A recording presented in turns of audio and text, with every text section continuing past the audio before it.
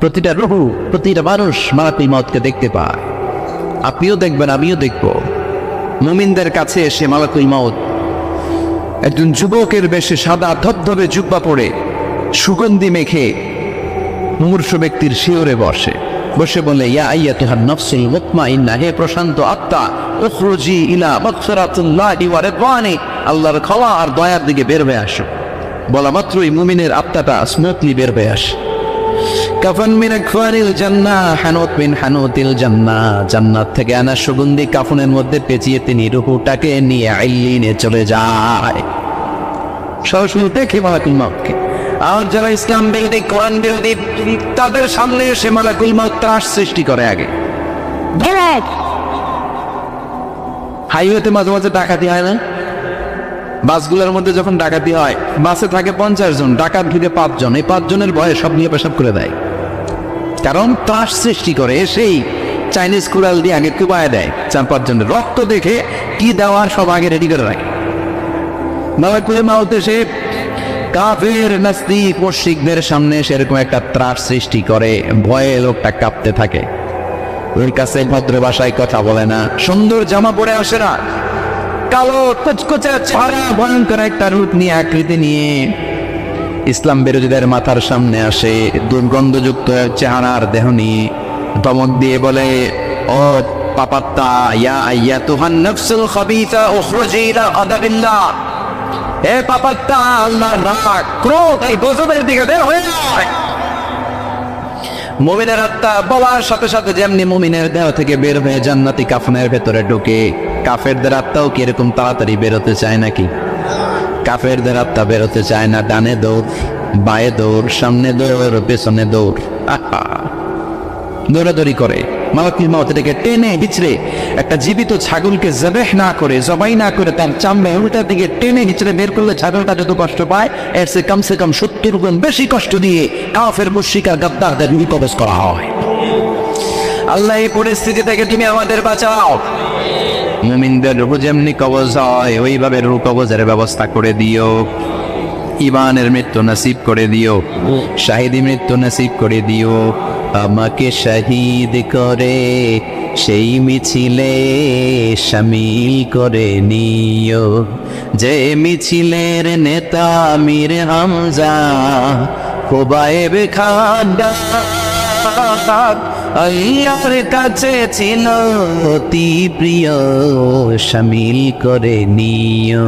আমাকে শহীদ করে সেই মিছিলে শামিল করে নিও। পড়েন আমিন, আরো জোরে পড়েন আমিন। তার মানে বিমান দুর্ঘটনায় হোক, কিংবা লঞ্চ ডুবিতে হোক, কিংবা আগুনে পড়ে হোক, কিংবা আত্মঘাতী হামলায় হোক, যে যেখানেই মারা যায়, কবরের 3টা প্রশ্ন তার জন্য আসরা নাই। ইসলাম বিরোধীদের জন্য প্রশ্ন 3টা, আপনারা যারা মুমিন তাদের জন্য 4টা, আপনাদের জন্য একটা বেশি। আলহামদুলিল্লাহ। কোন কবরে এসে প্রথম প্রশ্ন করবে, মুনকার নাকির যখন চলে আসবে, 40 কদম যখন আত্মীয় স্বজনরা লাশটাকে কবরের মধ্যে দিয়ে 40 কদম চলে যায়, তখনই ফেরেশতা চলে আসে। আহা, শেষ, সব শেষ। এসে পরীক্ষা শুরু। আমার রব, তোর রবের নাম কি? চিল্লায় বলেন, আমাদের রবের নাম কি? আমরা বলবো রব্বি আল্লাহ, আল্লাহ আমার রব। দমে দমে তনু মনে তারি অনুভব। পড়েন, আল্লাহ আমার রব। তোমার দুনিয়াতে আমি যেদিকে তাকাই, অথই নিয়ামতে ডুবে আছি সবাই। পাখপাখালির গানে শুনি তসবিহ কল রব, তসবিহ কল রব, আল্লাহ আমার রব। প্রথম প্রশ্ন, তোমার রব কে? আমরা বলবো আমাদের রব আল্লাহ। দ্বিতীয় প্রশ্ন, তোমার ধর্মের নাম কি? আমরা কি বলবো? তৃতীয় প্রশ্ন, বিশ্বনবীর চেহারা দেখিয়ে বলা হবে আতারিফু হাদার রাজুল, এই লোকটারে চিনো নাকি? আমরা বলবো চিনি, আমাদের প্রাণের নবী, ঠিক কি না? চাঁদের চেয়ে সুন্দর তুমি নবী আমার কমলিহিওয়ালা, দু জাহানের বাদশাহ তুমি প্যারা নবী সাল্লে আলা, চাঁদের চেয়ে সুন্দর তুমি নবী আমার কমলিহিওয়ালা, ঠিক কি না? তিনটা প্রশ্নের যথাযথ উত্তর যখন দিয়ে দিলেন, আপনার জন্য অতিরিক্ত আরেকটা প্রশ্ন করা হবে, ওয়ামা ইলমুক, তোমার নলেজ কি? তিনটা প্রশ্নের উত্তর যে তুমি করতে পারলা, কিভাবে পারলা, কেমনে জানলা? নকল করে বলছো নাকি জেনে বুঝে আসছো? নকল হয় না? এখন তো পরীক্ষা চলতেছে বোধহয়। কি পরীক্ষা? এসএসসি পরীক্ষা। নকল হয়? কৃষ্ণপুরে নকল নাই না? এখন মনে হয় এগুলো একটু কমছে।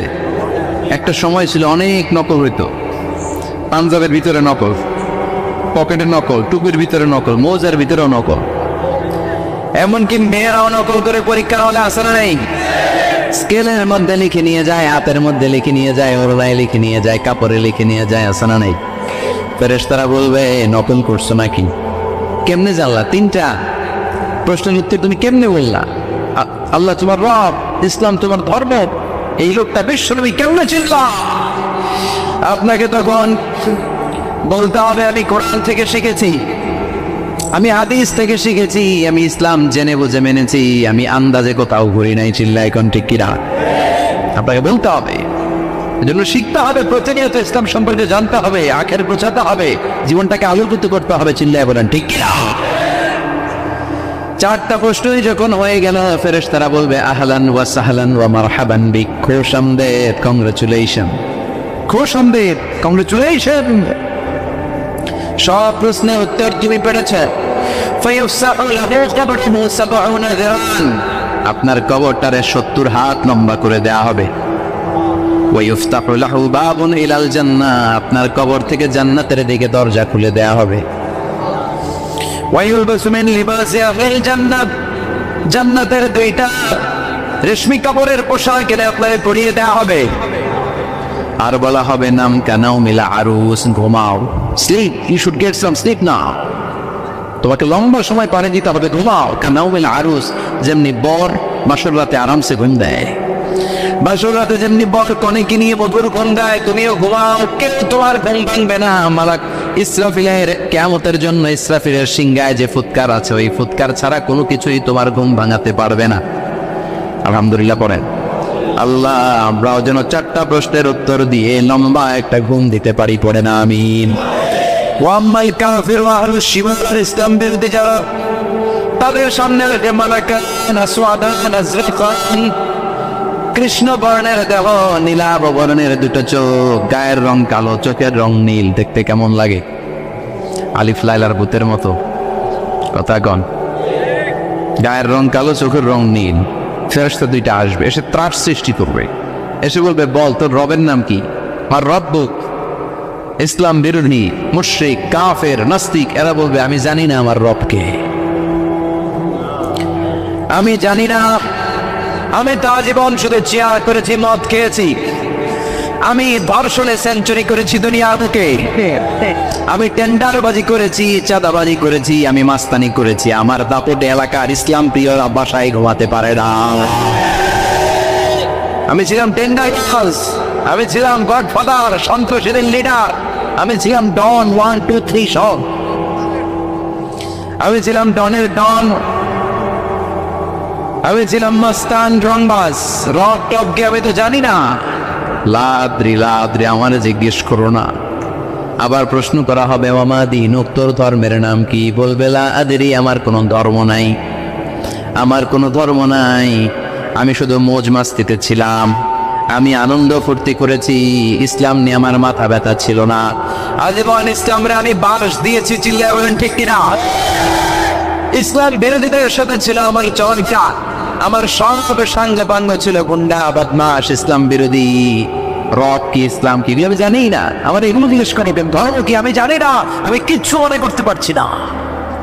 3 নম্বর প্রশ্ন পাওয়া হবে আতারিফু হাদার রাজুল, দেখো তো এই লোকটারে চিনো কিনা? কয় না, চিনি না, তবে মনে হয় এই লোকটারে দুনিয়ার বুকে আমি গালি দিতাম, এই লোকটার বিরোধিতা করতাম, ব্লগের মধ্যে এই লোকটার ব্যাপারে কুৎসা রটনা করতাম, এই লোকটার কার্টুন বানিয়ে আমি হিংসা ছড়িয়ে দিতাম, এই লোকটার ব্যাপারে আমি এলাকার মধ্যে অপপ্রচার চালাতাম। ফেরেশতারা বলবে তাই, এই ছিল তোর ডিউটি, দাঁড়া এখনই আমাদের খেলা শুরু, এখনই শুরু।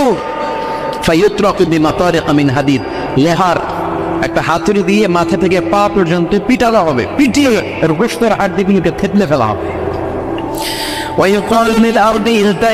কবরের দুই পাশের মাটি বলা হবে, এবার দুই দিক থেকে তোরা চাপ দেয়া হবে, ধাক্কা ধাক্কি করেও সে সুবিধা করতে পারবে না। মাটি আস্তে আস্তে আস্তে আস্তে দেহের দুই দিকে থেকে এমন জোরে দুইটা চাপ দিবে, তার ডান পাশের পাঁজরের হাড্ডি বাম দিকে ঢুকে যাবে, বাম দিকের হাড্ডি ডানে চলে যাবে। বিষ্ণুই বললেন এই হাতুড়ি দিয়ে পিটানোর শাস্তি, কবরের চাপ দেওয়ার শাস্তি চলতেই থাকবে হাত্তাল কিয়ামা, কিয়ামত পর্যন্ত। আল্লাহ কবরের শাস্তি থেকে আমাদের বাঁচাও। আমরা আযাব পেতে চাই না, আমরা যেন ঠিকভাবে কবরের চারটা প্রশ্নের উত্তর করে দিয়ে লম্বা ঘুম দিতে পারি। আল্লাহ তুমি তৌফিক দাও। এজন্য আল্লাহ বললেন, দুনিয়া নিয়ে পাগল হয়েছে কোনা, এই দুনিয়ার জীবন আসল জীবন নয়, আসল জীবন হলো কবরের জীবন। জোরে বলেন ঠিক কিনা? এই জন্য মাঝে মাঝে কবরে যাবেন, কবরস্থানে দাঁড়িয়ে চিন্তা করবেন এই জায়গায় আমারও আসতে হবে। দিন যাবে, রাত আসবে, বৃষ্টি হবে, শীত আসবে, কেউ আমার দেখতে আসবে না। কবরের ঘর আসল ঘর, এটা আল্লাহ বুঝাতে চাইলেন। হাত্তা জুরতুমুল মাকাবের, মাকবার মানে কবরস্থান, এটার প্লুরাল হলো মাকাবের। আল্লাহ বললেন এই কবরস্থানে যাওয়ার আগ পর্যন্ত দুনিয়া কামার লোভ আর লালসা তোমাদের কমবে। আলহাকুমুত তাকাতুর, দুনিয়ার প্রাচুর্যের লোভে পড়ে মোহে পড়ে তোমরা পাগল হয়ে গিয়েছো। সম্পদ আর অর্থের বড়াই করতে করতে আখিরাতকে তোমরা বেমালুম ভুলে গিয়েছো। এই দুনিয়া আসল দুনিয়া নয়, আসল জগৎ হলো আখিরাতের জগৎ। বলেন ঠিক কিনা?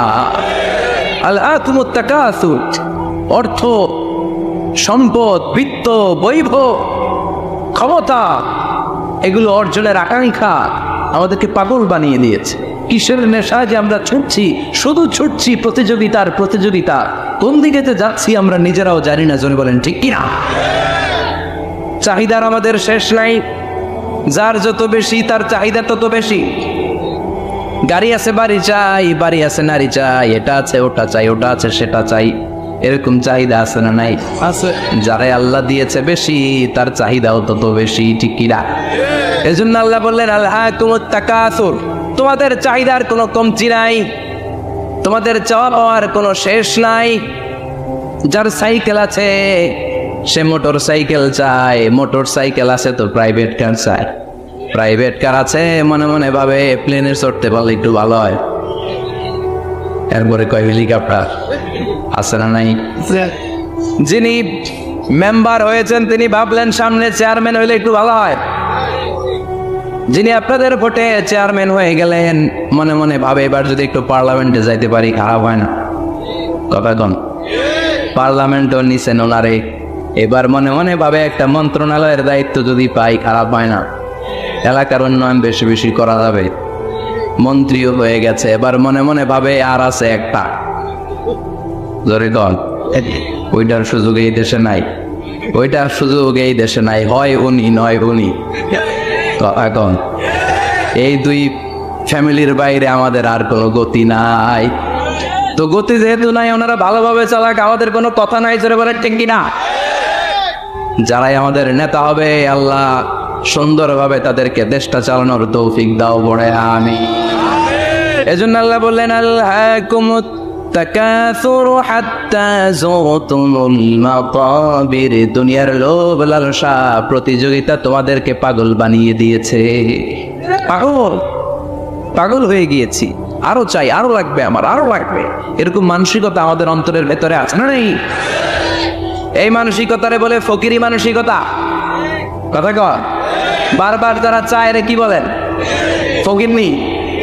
জুমার দিন জুমার নামাজের পরে 5 টাকা দিলেন, দেখবেন আপনারটা থাপা দিয়ে দৌড়ে আরেকজনের কাছে যায়, ওনারটা নিয়ে আবার আরেকজনের কাছে যায়। যেদিকে এই টাকা দেয় ওইদিকে উনি আসে না নাই? কারণ নাম হলো ফকির। নাম কি? আমরা সবাই এরকম ফকির। ধনী হলো একজন, তিনি কে?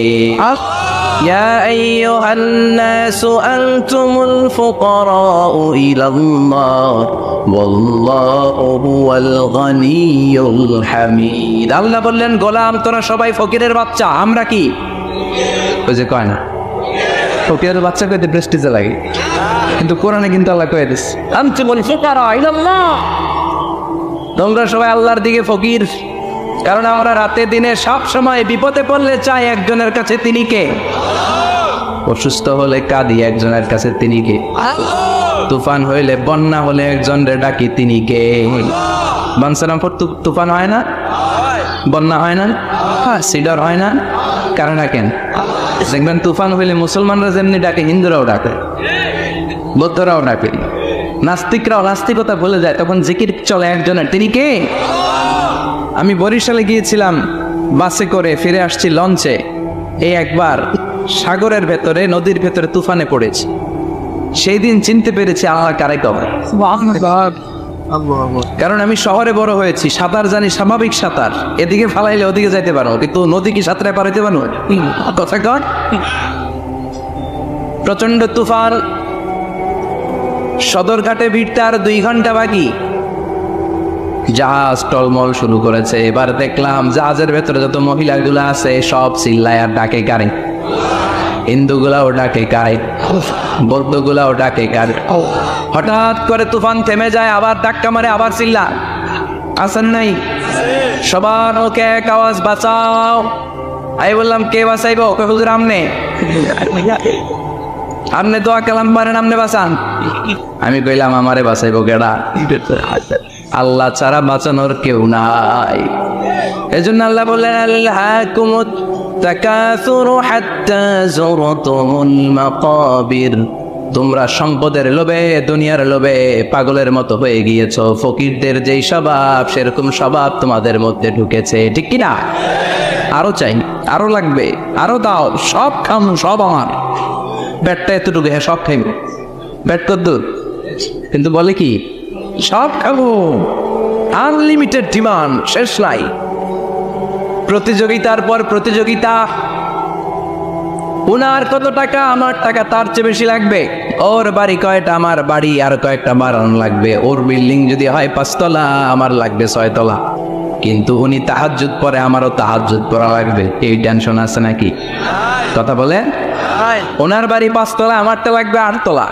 বিষ্ণু বলেছেন, one of the minor sign before the day of judgment, people will start to compete to construct high-rise buildings. কিয়ামতের আগে লোকজন বড় বড় বিল্ডিং বানানোর প্রতিযোগিতা শুরু করে দেবে। وأن ترى الحفاة العراة العالة رياء الشاء يتطاولون في البنيان. বিষ্ণু বললেন, তোমরা দেখবে এমন কিছু লোক সমাজের গরিব ছিল, পায়ে দেওয়ার মতো জুতা ছিল না, গায়ে দেওয়ার মতো জামা ছিল না, পেটে দেওয়ার মতো খাবার ছিল না, হু হু করে তারা বড় লোক হয়ে গিয়েছে। আর সমাজের এদিকে সেদিকে আনাচে কানাচে বিল্ডিং বানানোর প্রতিযোগিতা করতে শুরু করেছে। আছে না নাই? বানসারামপুরে মুরব্বী যারা আছেন একটু বলেন তো, আজ থেকে 20 বছর আগে এরকম এত বিল্ডিং, টাওয়ার, ফাউন্ডেশন ছিল কুমিল্লা শহরে, চট্টগ্রামে, ঢাকায়? আজ থেকে 20 বছর আগে এখন যেমনি টাওয়ার বানানোর প্রতিযোগিতা এগুলো ছিল? কথা বলে। তার মানে এগুলো কিয়ামতের আলামত, একটার পর একটা। একজন বানায় 100 তলা, আরেকজন বানায় 150 তলা, আরেকজন বলে না আমারটা বানাইতে হবে 200 তলা। আছে না নাই? জেদ্দাতে, এবার হজে জেদ্দায় দেখলাম যে সবচেয়ে বড় টাওয়ারটা কাজ এখনো শেষ হয় নাই। 19 সালে খুব সম্ভব ওরা কমপ্লিট করতে পারবে। গত 5 বছর ধরে চালাইয়েই যাচ্ছে। কিংডম টাওয়ার 1000 মিটার উঁচু। হিসাব বুঝেন তো? 1000 মিটার মানে কয় কিলোমিটার? 1 কিলোমিটার। একটা বিল্ডিং যদি 1 কিলোমিটার উঁচা হয়, এটার সামনে যে তাকাতে পারবেন? টুপি পরে যাবে না পিছনে? কথা বলেন। 1 কিলোমিটার উঁচু দি কিংডম টাওয়ার, সৌদি আরবের জেদ্দা নগরীতে অবস্থিত। আরেকটা আছে দুবাইতে, বুর্জ আল খলিফা, 818 মিটার উঁচু। কিংডম টাওয়ার হচ্ছে 170 তলা, আর বুর্জ আল খলিফা 163 তলা। কাবা ঘরের পাশে আরেকটা টাওয়ার আছে, জমজম টাওয়ার। এটার দিমাক্কা রয়্যাল ক্লক টাওয়ার বলে। হাজী সাহেবরা দেখে আসছেন না? বড় একটা গরির মনোগ্রামও আছে। এটা 120 তলা। কয় তলা? 120 তলা। চায়নাতে একটা আছে সাংহাই টাওয়ার। তাইওয়ানে একটা আছে দি টাইপেরান 101, 101 তলা। আমি যেখানে পিএইচডি করি, বছরের বেশিরভাগ সময় থাকি, মালয়েশিয়াতে একটা আছে। আমরা শপিং করতে গেলে মাঝে মাঝে ওখানে যাই। 2 ভাইয়ের মতো দাঁড়ায় আছে। Petronas twin tower. স্থানীয়রা এটারে বলে KLCC। 41st 42nd ফ্লোর একটা ব্রিজ আছে, এই টাওয়ার থেকে ওই টাওয়ারে যাওয়া যায়। ইয়াতাতাওয়ালুনা ফিল বুনিয়ান, বিল্ডিং বানানোর প্রতিযোগিতা। অমিয়া কিয়ামতের দিন ইসরাফিলের সিঙ্গার ফুৎকারে ইদা জুলজিলাতিল আরদু জিলজালাহা, একটা ভূমিকম্প যে তৈরি হবে, গোটা বিশ্বে যে একটা ভূকম্পন হবে, ওই ভূকম্পনের চোটে একটা টাওয়ারও টিকে থাকবে নাকি? থাকবে। এজন্য আল্লাহ বললেন আলহাকুমুত তাকাসুরু হাত্তা যুরতুমুল মাকাবির, দুনিয়ার সম্পদ, লোভ লালসা, এই সম্পদের প্রতি আকাঙ্ক্ষা তোমাদেরকে গাফেল বানিয়ে দিয়েছে। এই গাফলতি তোমাদের কমবে না, কমবে না। হাত্তা যুরতুমুল মাকাবির, যতদিন না কবরে যাও, কবরে না যাওয়া পর্যন্ত এই খাই খাই নাই নাই এই মানসিকতা তোমাদের থেকে কঠিন কালেও যাবে না। চিৎকার করে বলেন কথাটা কান। এজন্য আল্লাহ বললেন সম্পদ তোমাদেরকে পাগল বানিয়ে রেখেছে, সম্পদের পাহাড় মানুষ গড়তে চায়। আরব বিশ্বের ধনকুবেরদের সম্পদের তালিকা দেখলে আপনি অবাক হবেন। প্রিন্স ওয়ালিদ বিন তালাল, বর্তমান যেটা আছে MBS বলে ওরে সংক্ষেপে MBS, মোহাম্মদ বিন সালমান, সম্পদের কোনো অভাব নাই। ওয়ালিদ বিন তালাল আরেক ধনকুবের, আগের বাদশাহ আব্দুল্লাহর ভাগিনা, তার একটা প্লেন আছে, পার্সোনাল জেট প্লেন। এই প্লেনটার 70% মেড অফ গোল্ড, 70% স্বর্ণ দিয়ে বানান। Can you imagine? কল্পনা করতে পারেন? গত 2 বছর আগে আমি ব্রুনাই গিয়েছিলাম একটা প্রোগ্রামে। ব্রুনাইতে আছে পৃথিবীর সবচাইতে বড় প্যালেস, রাজপ্রাসাদ, নাম ইস্তানা নুরুল ইমান। প্রায় 2000 কক্ষ আছে ওই রাজপ্রাসাদের ভেতর। এটার মালিক হচ্ছে ব্রুনাইয়ের বাদশাহ সুলতান হাসান আল বালখিয়া। গ্র্যান্ড হায়াত নামে একটা হোটেল আছে, ওইটার মালিক।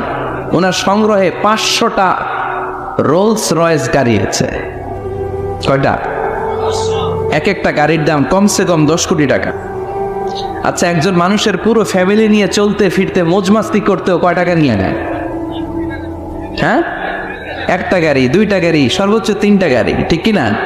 সে তার সংগ্রহে 500 রোলস রয়েস গাড়ি রেখেছে। আর Lamborghini, Ferrari, Porsche, Maybach, Bugatti, Range Rover, Volkswagen, BMW, Mini Cooper, Mercedes Benz, এই ব্র্যান্ডের গাড়ির কোনো অভাব নাই। আরো লাগবে তো, আরো লাগবে। কোথায়? রেঞ্জ রোভার বেরিয়েছে নতুন নিউ ব্র্যান্ডের, BMW 9 সিরিজ কোথায়? আরো গাড়ি লাগবে। এরকম মানসিকতা আজও আরবের ধনকুবেরদের মধ্যে আছে না নাই? এজন্য আল্লাহ বললেন খবরদার, সম্পদ তোমাদেরকে পাগল বানিয়ে দিয়েছে। আলহাকুমুত তাকাসুর, এই সম্পদের মায়া কোনোদিন তোমাদের কমবে না। হাত্তা যুরতুমুল মাকাবির, যতদিন না তোমরা কবরের ভেতরে ঢুকবা। ইসলাম সম্পদ উপার্জন করতে বাধা দেয় না, তবে সেটা হতে হবে হালাল পন্থায়, ঠিক কিনা? কারণ হালালে বরকত দিয়েছে কে? হারামে কোনো বরকত আছে? আচ্ছা বলেন তো, গরু খাওয়া হালাল না হারাম? কুকুরের গোশত খাওয়া হারাম। বাংলাদেশে কি বেশি বেশি গরু জবাই হয় না কুকুর? গরু। গরু বছরে বাচ্চা দেয় কয়টা? একটা। কুকুর বাচ্চা দেয় কয়টা? 6টা 7টা, অনেকগুলো। তারপরেও বাংলার জমিনে গরু বেশি না কুকুর বেশি? সুবহানাল্লাহ পড়বেন না? গরু খাইলামও বেশি, গরু জবাই করলামও বেশি, আবার গরু বাচ্চাও দিল কম। কুকুর খাইলাম না, কুকুর জবাইও করলাম না, কুকুর বাচ্চা দিল অনেক, কিন্তু কুকুর কম, গরু বেশি। কারণ গরু খাওয়া হালাল, আর হালালে বরকত ঢুকিয়ে দিয়েছে কে? এজন্য আল্লাহ বললেন গোলাম, হালালে বরকত, হালাল পন্থায় কোটি কোটি টাকার মালিক হন, ইসলামে বাধা নাই। তবে নিসাব পরিমাণ সম্পদ হলে যাকাত দিতে বলেছে কে? অফি আমওয়ালিহিম হাক্কুন লিসসাইলি ওয়াল মাহরুম, তোমার সম্পদের মালিক শুধু তুমি নও, না খেয়ে থাকা সমাজের গরিবদের ওই সম্পদে ভাগ আছে না নেই? অনেকে জাকাতের শাড়ি দেয়, জাকাতের লুঙ্গি দেয়। জাকাতের শাড়ি বলতে, জাকাতের লুঙ্গি বলতে কোনো লুঙ্গি নাই, ঠিক কিনা? জাকাত হচ্ছে এমন পরিমাণের সম্পদ আপনি একজনকে দিয়ে দিবেন, ওই সম্পদ পেয়ে জীবনে আর কোনো দিন যেন তার আরেক জায়গায় জাকাতের টাকা নিতে হাত পাতা না লাগে। কিন্তু জাকাতের শাড়ি দেয়, আছে না নাই? পত্রিকায় বিজ্ঞপ্তি দেয়, আবার ওই শাড়ি আনতে যায় পদপৃষ্ট হয়ে লোকজন মারা যায়। এরকম ডাকাত আছে না নাই? এজন্য আল্লাহ বললেন খবরদার,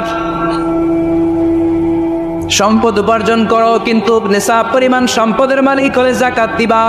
ওয়াল্লাযীনা ইয়াকনিজুনা الذهب والفضة ولا ينفقونها في سبيل الله فبشرهم بعذاب أليم।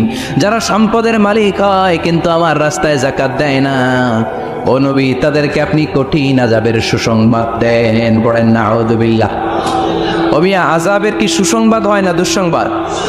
কিন্তু আল্লাহ সুসংবাদ বললেন কেন? কারণ আযাবটা বড় করা হবে। জাকাত যারা দেয় না, ব্যাংক ব্যালেন্স করে, এফডিআর করে, সঞ্চয়পত্র কিনে রাখে, ফ্ল্যাটের পর ফ্ল্যাট কিনে রাখে, জমির পর জমি কিনে রাখে, জাকাত দেয় না, ওদের শাস্তি হবে ভয়ঙ্কর। শাস্তির তীব্রতা বোঝানোর জন্য আল্লাহ বললেন সুসংবাদ। ছেলে পরীক্ষায় ফেল করেছে, গণিত পরীক্ষায়, বা হলে ফেল করছস, তোর বাপে আসুক, এমন মাইট দিবে, মাইট খেয়ে মজা টের পাবি। ও মেয়ে, মাইট দিলে কি মজা লাগে না ব্যথা? কথা কন তো। মা তো কয় মজা পাবি, মজা টের পাবি, তার মানে মাইটটা খুব করা মাইর হবে, করা। আল্লাহ বললেন কারণের দিকে তাকা, যারা সম্পদের জাকাত দিস না, কারণের দিকে তাকা। সাইয়েদনা মুসা আলাইহিস সালামের চাচাতো ভাই মুসা আলাইহিস সালাম বললেন কারণ জাকাত দাও। কয় কেন দিমু? কারণ আল্লাহ তোমার সম্পদ দিয়েছে। কারণ বলে কোন আল্লাহ টাল্লাহ আমার সম্পদ দেয় নাই। ইন্নামা উতিতুহু আলা ইলমিন ইনদি, আমার বুদ্ধি খাটিয়ে সম্পদের মালিক আমি হয়েছি। আমার ব্রেন খাটাইছি মিয়া, বুদ্ধি খাটাইছি, মাথার গাম পায়ে ফেলে আমি সম্পদ কামাইছি, কোনো জাকাত টাকা দিব না।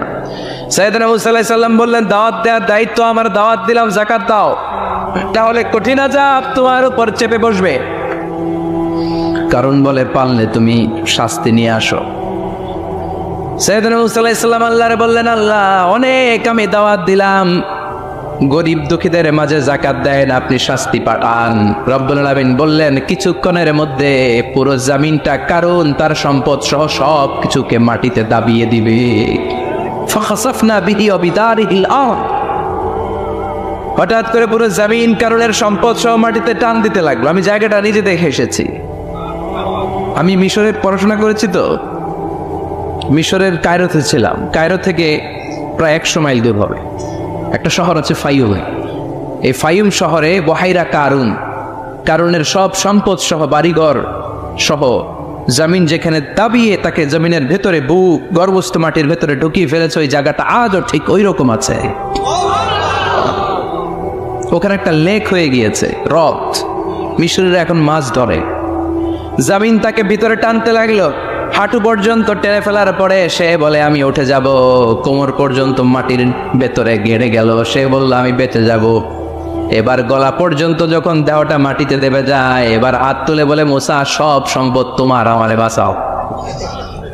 এমন ভালো মানুষ, সোজা আঙ্গুলে কি সব সময় উঠে দাও, ও মুসার সম্পদ না, আমারে বাঁচাও, বাঁচতে চাই। সাইয়েদনা মুসা বলে দ্যাট টাইম ইজ আপ, সময় শেষ। যখন দাওয়াত দিয়েছি তখন যদি দাওয়াত মেনে নিতা বেঁচে যেতা, এখন আমারও কিছু করার নাই, আমি গেলাম।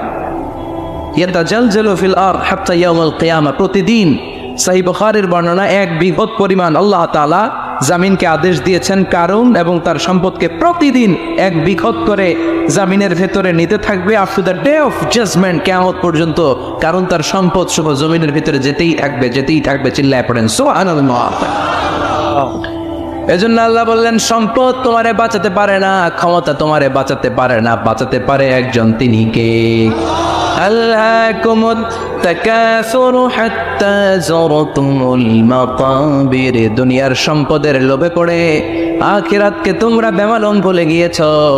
এই গাফলতি তোমাদের থামবে না যতক্ষণ না তোমরা কবরে ঢুকবা। কার কথা? এজন্য যাকাত দেওয়ার দরকার আছে না নেই? এলাকায় তো এসে গল্প শুনলাম, অনেক বিজনেস ম্যাগনেট আছে, আশা করি তারা জাকাতও দেয়, ঠিক কিনা?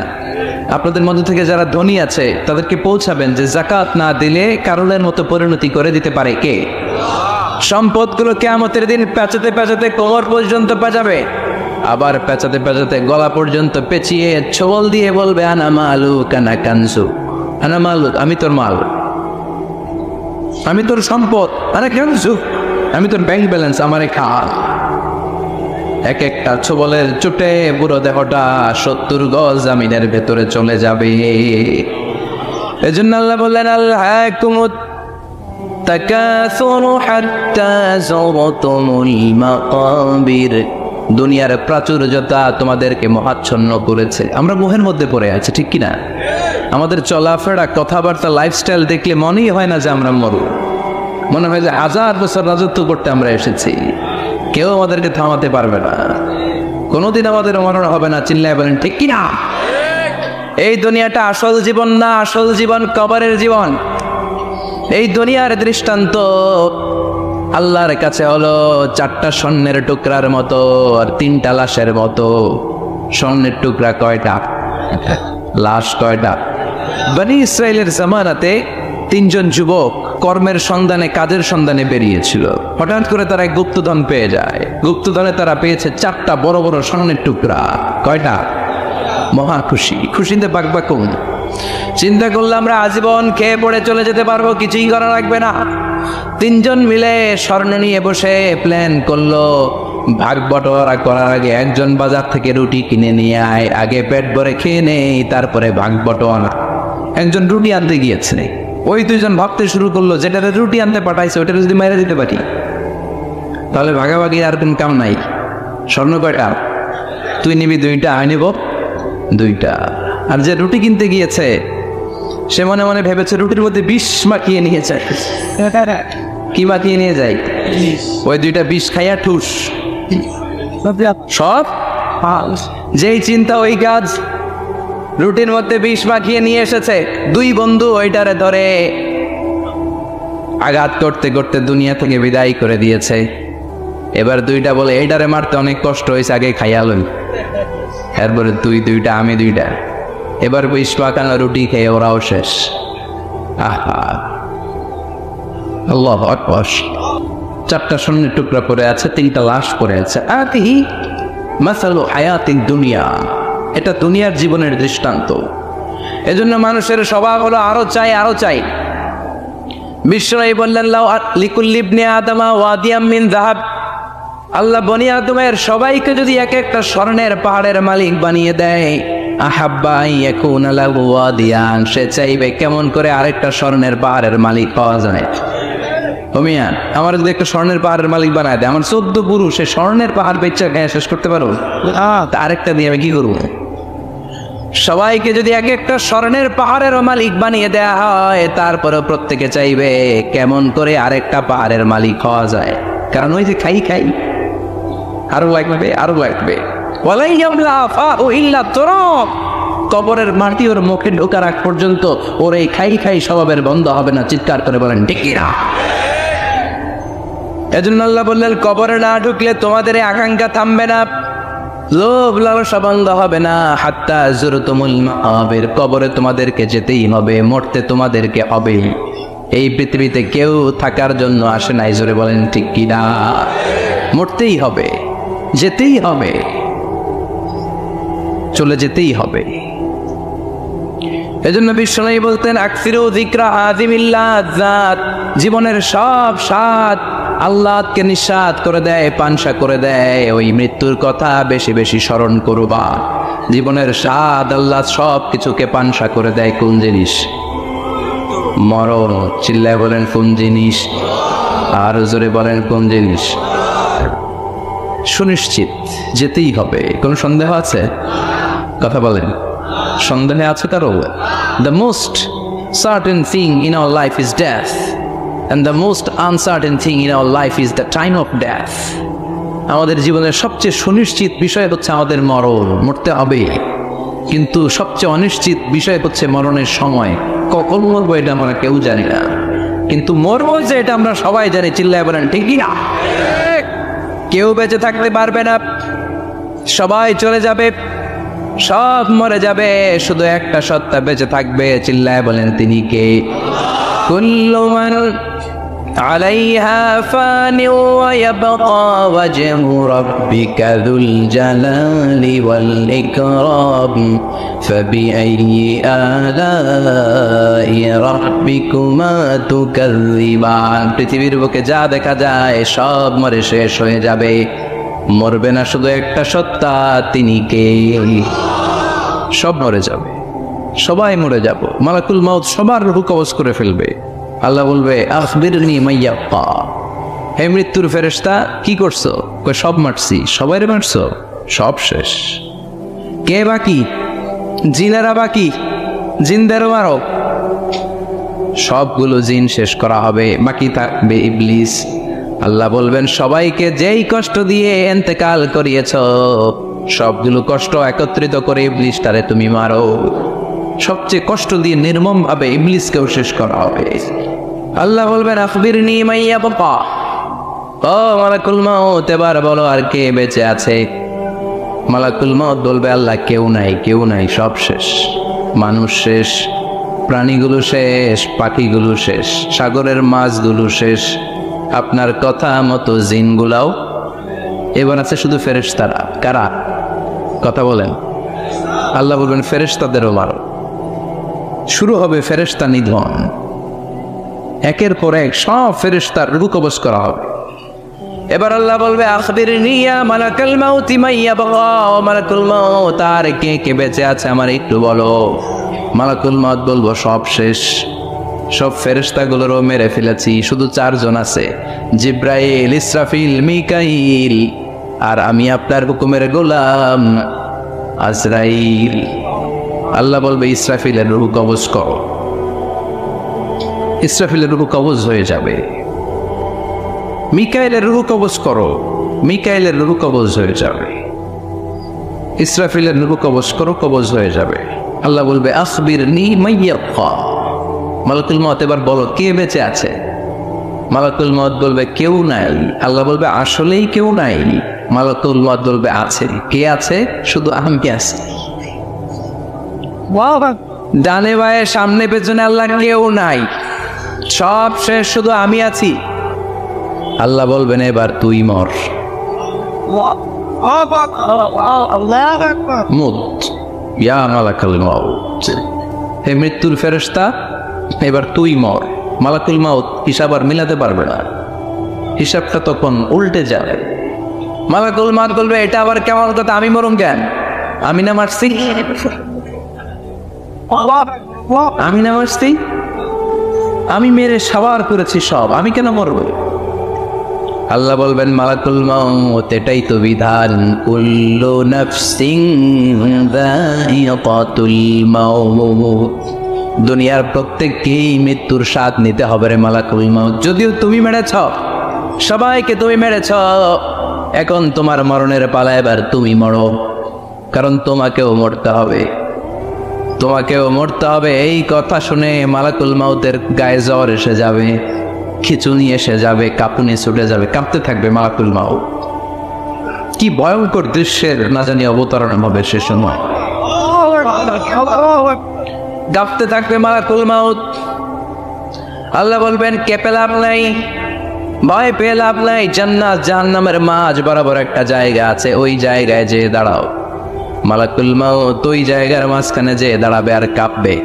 আল্লাহ চিৎকার দিয়ে বলবেন মুত ইয়া মালাকুল মাউত, মরে যা, মরে যা। বলার সাথে সাথে মালাকুল মাউত জান্নাত এবং জাহান্নামের মাঝখানে বিকট একটা চিৎকার দিয়ে মরে লাশ হয়ে যাবে। বিশ্বনবী বলেন মালাকুল মাউতের ওই দিনের চিৎকারটা এত ভয়ঙ্কর হবে, এত গগন বিদারে চিৎকার সেদিনের চিৎকারটা হবে। দুনিয়ার মানুষগুলো যদি তখনও দুনিয়ায় বেঁচে থাকতো, কিয়ামত হওয়ার জন্য আলাদা করে ইসরাফিলের সিংহায় ফুৎকার দেওয়ার আর দরকার হতো না। মালাকুল মাউতের এই চিৎকার শুনে কানের পর্দা ফেটে দুনিয়ার সব মানুষগুলো তখনই মরে যেত। ভয়ঙ্কর চিৎকার হয়। মালাকুল মাউত শেষ। এবার সামনে পেছনে ডানে বায়ে উপরে নিচে কেউ নাই, একজন ছাড়, তিনি কে? আল্লাহ সেদিন হুঙ্কার দিবে। আল্লাহ বলবেন পৃথিবীর বড় বড় প্রধানমন্ত্রীরা কোথায়? প্রেসিডেন্টরা কোথায়? আইনাল মুলুক, যারা ক্ষমতার দাপট দেখিয়েছে তারা আজকে কোথায়? আইনাল বিহার, সাগরগুলো কোথায়? আইনাল আনহার, নদীগুলো কোথায়? নীল নদ, মিসিসিপি, মিসৌরি নদ, গঙ্গা নদ, এই নদীগুলো কোথায়? নদগুলো কোথায়? আইনাল আশজার, বড় বড় বট গাছগুলো কোথায়? আইনাল জাবাবেরা, আইনাল মুলুক, অত্যাচারের স্টিম রোলার যারা আমার মুমিন বান্দাদের উপর চালিয়েছে, ওই বেয়াদব গাদ্দার মুনাফিকগুলো কোথায়? ডানে বায়ে কেউ নাই, আল্লাহ একাই হুঙ্কার দিবেন। হুঙ্কার ছেড়ে তিনি বলবেন লিমানিল মুলকুল ইয়াউম, লিমানিল মুলকুল ইয়াউম, who belongs the kingdom today. আজকে ক্ষমতা কার? চিৎকার করে বলেন আজকে ক্ষমতা কার? আল্লাহ নিজেই উত্তরে দিবেন লিমানিল মুলকুল ইয়াউমা লিল্লাহিল ওয়াহিদিল কাহ্হার। আজকে ক্ষমতার মালিক মহাবিশ্বের কেউ নয়, ক্ষমতার মালিক হলেন একজন, তিনি কে? কেউ থাকবে না, সব চলে যাবে, একজন ছাড়া, তিনি কে? এজন্য আল্লাহ বললেন আলহাকুমুত তাকাসুরু হাত্তা যুরতুমুল মাকাবির। দুনিয়ার লোভ লালসা তোমাদেরকে মোহাচ্ছন্ন করে রেখেছে, এই মোহ কোনোদিন তোমাদের কাটবে না। হাত্তা যুরতুমুল মাকাবির, যতদিন না কবরে ডুববা। চিল্লায় বলেন ঠিক কিনা? এজন্য বিশ্বনবী বলতেন কবর হলো জাহান্নামের প্রথম স্টেশন, কবর হলো আখিরাতের প্রথম স্টেশন। কবরের এই স্টেশনে যদি মাফ পাওয়া যায়, সামনে যতগুলো স্টেশন পার হতে হবে সবগুলারে সহজ করে দিবে কি? আর কবরের স্টেশনে যদি গন্ডগোল লাগে, সামনে আরো গন্ডগোল আছে না, বেশি না কম? এজন্য বিশ্বনবী বলতেন আল কবর ইম্মা রাউদাতুম মিন রিয়াদিল জান্নাহ আও হুফরাতুম মিন হুফারিন নার। কবর হয়তো কারো জন্য জান্নাতের বাগান, কিংবা কারো জন্য জাহান্নামের গর্ত। আমরা আল্লাহর কাছে দোয়া করি, আল্লাহ আমাদের সকলের কবরগুলোর জান্নাতের বাগান বানিয়ে দাও। এজন্য বিশ্বনবী সব সময় দোয়া করতেন আল্লাহুম্মা ইন্না নাউযু বিকা মিন আযাবিল কবর। ও আল্লাহ, কবরের আযাব থেকে তুমি আমাদের বাঁচাও, পড়ে না আমিন। বিশ্বনবী বলতেন আমি দেখেছি কবরের মধ্যে তোমাদেরকে প্রশ্ন করা হবে, কবরে তোমাদের পরীক্ষা নেওয়া হবে। পুরো দুনিয়াটাই যেমনি পরীক্ষা, আখিরাতের প্রথম স্টেশন কবরেও পরীক্ষা আছে না নেই? প্রশ্ন আছে না নেই? কয়টা? জোরে বলেন। মুমিনদের জন্য 4টা, কাফিরদের জন্য 3টা। ভালো করে জানেন, চিল্লায় বলেন মুমিনদের জন্য কয়টা, কাফিরদের কয়টা? প্রশ্নপত্র ফাঁস করে দিছে কে? কথা গণ। এরপরও যদি ফেল করি দোষ কার? দোষ আমাদের, আমাদের দোষ। কবর দেওয়ার পরে 40 কদম যখন আত্মীয়রা চলে যায়, 2জন ফেরেশতা আসবে, বসাবে। এই ঘটনাটা আমারও ঘটবে, আপনারও ঘটবে, বিশ্বাস হয়? প্রস্তুত আছেন তো? বসিয়ে দেওয়া হবে। মুমিন বান্দাকে প্রথম প্রশ্ন করবে আমার রব্বুক, তোর রবের নাম কি? মুমিন বান্দা বলিষ্ঠ কণ্ঠে বলে দিবে আল্লাহ আমার রব, এই রবি আমার সব। পড়েন আল্লাহ আমার রব, এই রবি আমার সব। দমে দমে তনু মনে তারি অনুভব, তোমার দুনিয়াতে আমি যেদিকে তাকাই, অতই নেয়ামাতে ডুবে আছি সবাই। পাক পাখালির গানে শুনি তসবি কলরব, তসবি কলরব। আল্লাহ আমার রব, এই রবি আমার সব। পড়েন আমি। আমরা যেন আল্লাহ বলিষ্ঠ কণ্ঠে বলতে পারি আল্লাহ আমার রব, তুমি কবুল করো। পড়েন আমিন। প্রথম প্রশ্ন খালাস। দ্বিতীয় প্রশ্ন আমা দীনুক, তোর দিনের নাম কি, ধর্মের নাম কি? চিৎকার দিয়ে আমরা বলবো আমাদের ধর্মের নাম। তৃতীয় প্রশ্ন করা হবে মান হাদার রাজুল, দেখো তো এই লোকটারে চিনো কিনা, এই লোকটারে চিনা চিনা লাগে কিনা। আমরা বলবো চিনি মানি, এই লোকের জন্য আমরা দুনিয়াতে সব করতে রাজি ছিলাম। এই লোকের জন্য আমরা দেহের প্রাণ ঢালা উচ্ছ্বাস ছিল আমাদের হৃদয়ে। আমাদের দেহের রক্তটুকু বিলিয়ে দিতে আমরা পৃথিবীর বুকে কোনটা বোধ করি নাই? চিল্লায় বলেন ঠিক কিনা? এই নবী আমাদের পেয়ারা নবী, চাঁদের চেয়েও সুন্দর তুমি নবী আমার কমলিওয়ালা। চাঁদের চেয়ে সুন্দর তুমি নবী আমার কমলিওয়ালা। দু জাহানের বাদশাহ তুমি প্যারা নবী সাল্লে আলা। দু জাহানের বাদশাহ তুমি, প্যারা নবী সাল্লে আলা, চাঁদের চেয়ে সুন্দর তুমি নবী আমার কামলিওয়ালা।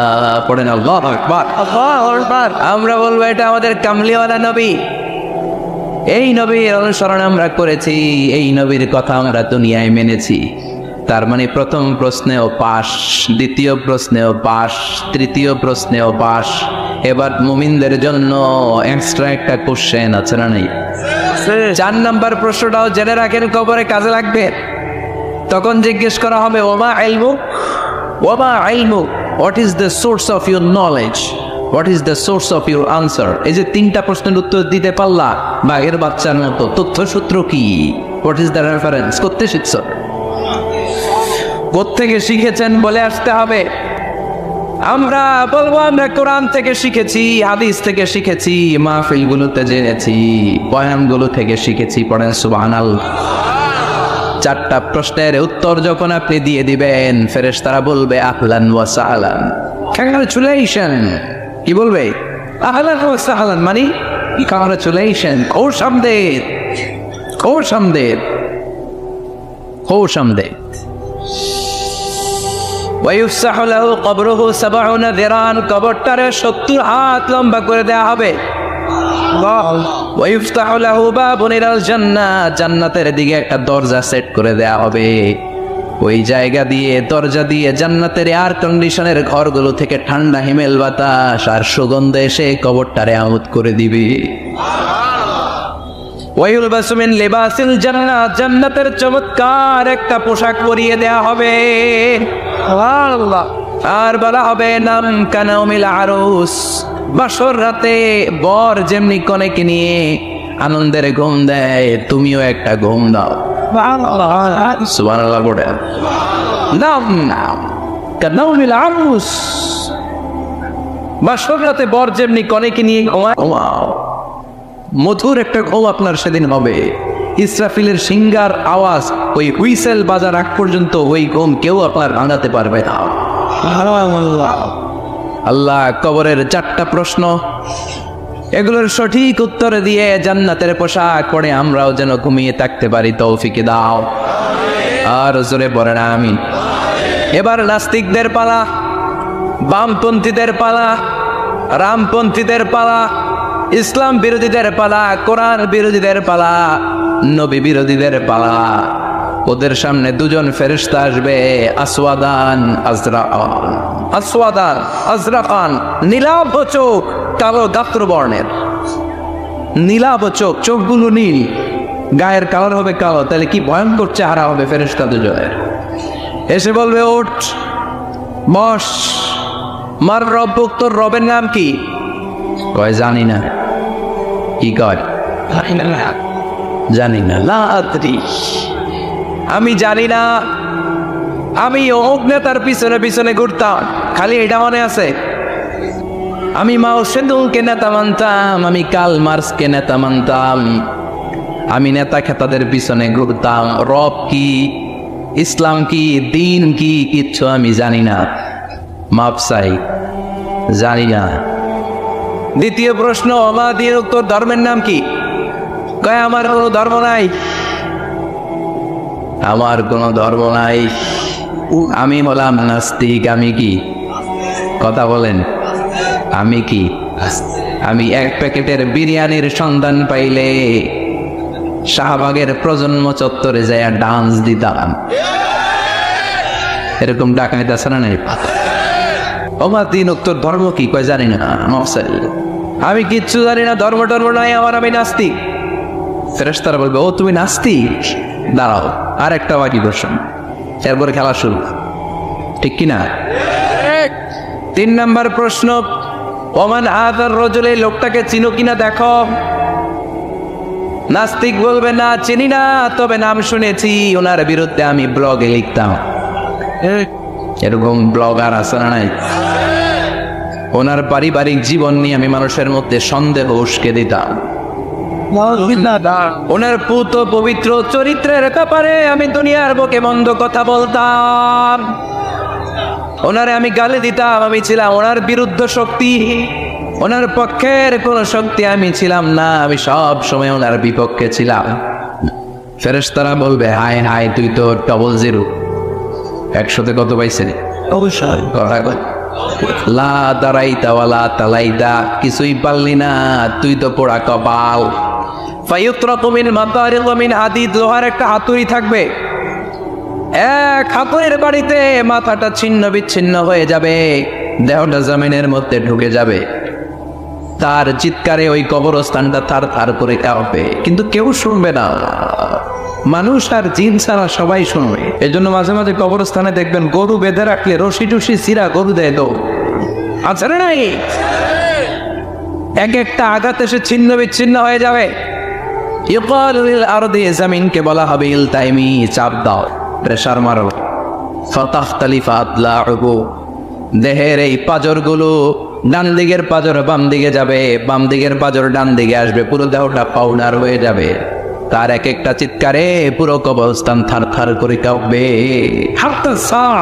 আর এই খেলা চলতে থাকবে ইসরাফিলের সিংহা পর্যন্ত। মুমিনের ঘুম চলতে থাকবে ইসরাফিলের, আর ওর সাথে ফেরেশতাদের খেলা আছে না নাই? এটার নাম ফাইনাল খেলা। কি খেলা? কথা বলেন, আর জোরে বলেন। এজন্য আল্লাহ বললেন, কবরে তোমার যেতেই হবে। আলহাকুমুত তাকাসুরু হাত্তা যুরতুমুল মাকাবির, কবরে তোমাকে যাওয়াই লাগবে। কবরের শাস্তি তোমার পেতেই হবে, কবরের পরীক্ষার সম্মুখীন তোমাকে হতেই হবে। জোরে বলেন ঠিক কিনা? এজন্য মাঝে মাঝে কবরস্থানে যাওয়ার দরকার আছে না নাই? বিশ্বনবী বলেছেন, নাহাইতুকুম আন জিয়ারাতিল কবর, আমি এক সময় কবর জিয়ারত করতে নিষেধ করতাম। আল আনা ফাজুরুহা, এখন বললাম কবর জিয়ারত করো, সমস্যা নাই, কিন্তু কবরে পড়ে থাকা ব্যক্তিটার কাছে কিছু চাওয়া যাবে নাকি? কথা বলেন। আল মাইয়িতু ফিল কবর কাল গরিকু ফিল বাহর, সাঁতার না জানা ব্যক্তি সাগরে পড়লে যত অসহায়, কবরে পড়ে থাকা ব্যক্তি তার চাইতেও বেশি অসহায়। সে আপনার কি দিবে? আপনি দিয়ে আসবেন, যে আপনি সালাম দিয়ে আসবেন, দোয়া দিয়ে আসবেন, সে আপনার কিচ্ছু করতে পারে না, করতে পারে একজন, তিনি কে? এজন্য খবরদার, কবরস্থানে আগরবাতি দেয়া যাবে না, মোমবাতি দেয়া যাবে না, লাল সালু দেয়া যাবে না, মশারি দেয়া যাবে না। অনেকে কবরস্থানে মশারি টাঙায় আসে না, নাই কেন? মশা কামড়ায় তো মশারি দেয় কেন? ঘটনাটা কি? দেখবেন যে বেয়াদবটা কবরস্থানে যে মশারি দেয়, মাজারে মশারি দেয়, ওর বাপের মশাই খায়, ওর মায়ের ডেঙ্গু রোগ, কামড়াইতে কামড়াইতে ওর মায়ের ডেঙ্গু জ্বর, ওর বাবারে কামড়ায়, মশাই খায়, মারে মশাই খায়, মা বাবারে মশারে না দিয়ে মাজারে দিয়ে আস, কপাল পোড়া। মাজারে মোমবাতি দিয়ে আসে, আছে না নেই? মোমবাতি কেন দেয়? ভিতরে আলো নাই নাকি? কপাল পোড়া। মোমবাতি দিবেন যেখানে ইলেকট্রিসিটি নাই, যেই ঘরে আলো নাই ওই ঘরে আলো দিলে আপনার বাবার কবরে আলো দিয়ে দিবি কে? আর মাজারে যে মোমবাতি দেয়, ছাগল দেয়, গরু দেয়, মানত করে, আছে নাই? মানত করতে হবে একজনের নামে, ইন্নী নাযারতু লিররহমানি সাওমা, আল্লাহ ছাড়া কারো নামে মানত করা চলবে। প্রতিটা রূহ, প্রতিটা মানুষ মালাকুল মউতকে দেখতে পায়। আপনিও দেখবেন, আমিও দেখব। মুমিনদের কাছে এসে মালাকুল মউত একজন যুবকের বেশে সাদা ধবধবে জুব্বা পরে সুগন্ধি মেখে মুমূর্ষু ব্যক্তির শিয়রে বসে বলে, ইয়া আইয়াতুহান নাফসুল মুতমাইন্নাহ, হে প্রশান্ত আত্মা, উখরুজি ইলা মাগফিরাতিল্লাহি ওয়া রিদওয়ানি, আল্লাহর ক্ষমা আর দয়ার দিকে বের হয়ে আসো। বলা মাত্রই মুমিনের আত্মাটা স্মুথলি বের হয়ে আসে। কাফন মিন আকফারিল জান্নাহ, হানুত মিন হানুতিল জান্নাহ, জান্নাত থেকে আনা সুগন্ধি কাফনের মধ্যে পেঁচিয়ে তিনি রূহটাকে নিয়ে আইলিনে চলে যায়। সরাসরি দেখে মালাকুল মউতকে। আর যারা ইসলাম বিরোধী, কোরআন বিরোধী, তাদের সামনে এসে মালাকুল মউত ত্রাস সৃষ্টি করে। আগে হাইওয়েতে মাঝে মাঝে ডাকাতি হয় না? বাসগুলোর মধ্যে যখন ডাকাতি হয়, বাসে থাকে 50 জন, ডাকাত ঢুকে 5 জন, এই 5 জনের ভয়ে সব নিয়ে পেশাব করে দেয়, কারণ ত্রাস সৃষ্টি করে। সেই চাইনিজ কুড়াল দিয়ে আগে কুবায় দেয় 4-5 জনের, রক্ত দেখে কি দেওয়ার সব আগে রেডি করে রাখে। মালাকুল মউত এসে কাফের নাস্তিক মুশরিকদের সামনে সেরকম একটা ত্রাস সৃষ্টি করে, ভয়ে লোকটা কাঁপতে থাকে। ওর কাছে ভদ্র ভাষায় কথা বলে না, সুন্দর জামা পরে আসে না, কালো কুচকুচে চেহারা, ভয়ঙ্কর একটা রূপ নিয়ে, আকৃতি নিয়ে ইসলাম বিরোধীদের মাথার সামনে আসে দুর্গন্ধযুক্ত চেহারার দেহ নিয়ে, ধমক দিয়ে বলে, ও পাপাত্তা, ইয়া আইয়াতুহান নাফসুল খাবিসা উখরুজি ইলা গাদাবিল্লাহ, এ পাপাত্তা, আল্লাহর রাগ ক্রোধ এই গজবের দিকে বের হয়ে যায়। মুমিনের আত্মা বলার সাথে সাথে যেমনি মুমিনের দেহ থেকে বের হয়ে জান্নাতি কাফনের ভেতরে ঢুকে, কাফেরদের আত্মাও কি এরকম তাড়াতাড়ি বেরোতে চায় নাকি? কাফেরদের আত্মা বেরোতে চায় না। ডানে দৌড়, বায়ে দৌড়, সামনে দৌড়, পেছনে দৌড়, দৌড়াদৌড়ি করে। মালাকুল মউত এটাকে টেনে হিচড়ে, একটা জীবিত ছাগলকে জবাই না করে তার চামড়া উল্টার দিকে টেনে হিচড়ে বের করলে ছাগলটা যত কষ্ট পায়, এর সে কমসে কম 70 গুণ বেশি কষ্ট দিয়ে কাফের মুশরিক আর গাদ্দারদের রূহ কবজ করা হয়। আল্লাহ এই পরিস্থিতি থেকে তুমি আমাদের বাঁচাও। মুমিনদের রূহ যেমনি কবজ হয় ওইভাবে রূহ কবজের ব্যবস্থা করে দিও। ইমানের মৃত্যু নসিব করে দিও, শাহিদি মৃত্যু নসিব করে দিও। আমাকে শহীদ করে সেই মিছিলে শামিল করে নিও, যে মিছিলের নেতা মীর হামজা খুবাইব খান আল্লাহর কাছে ছিল অতি প্রিয়, শামিল করে নিও। আমাকে শহীদ করে সেই মিছিলে শামিল করে নিও। পড়েন আমিন, আরো জোরে পড়েন আমিন। তার মানে বিমান দুর্ঘটনায় হোক, কিংবা লঞ্চ ডুবিতে হোক, কিংবা আগুনে পড়ে হোক, কিংবা আত্মঘাতী হামলায় হোক, যে যেখানেই মারা যায়, কবরের 3টা প্রশ্ন তার জন্য আসরা নাই।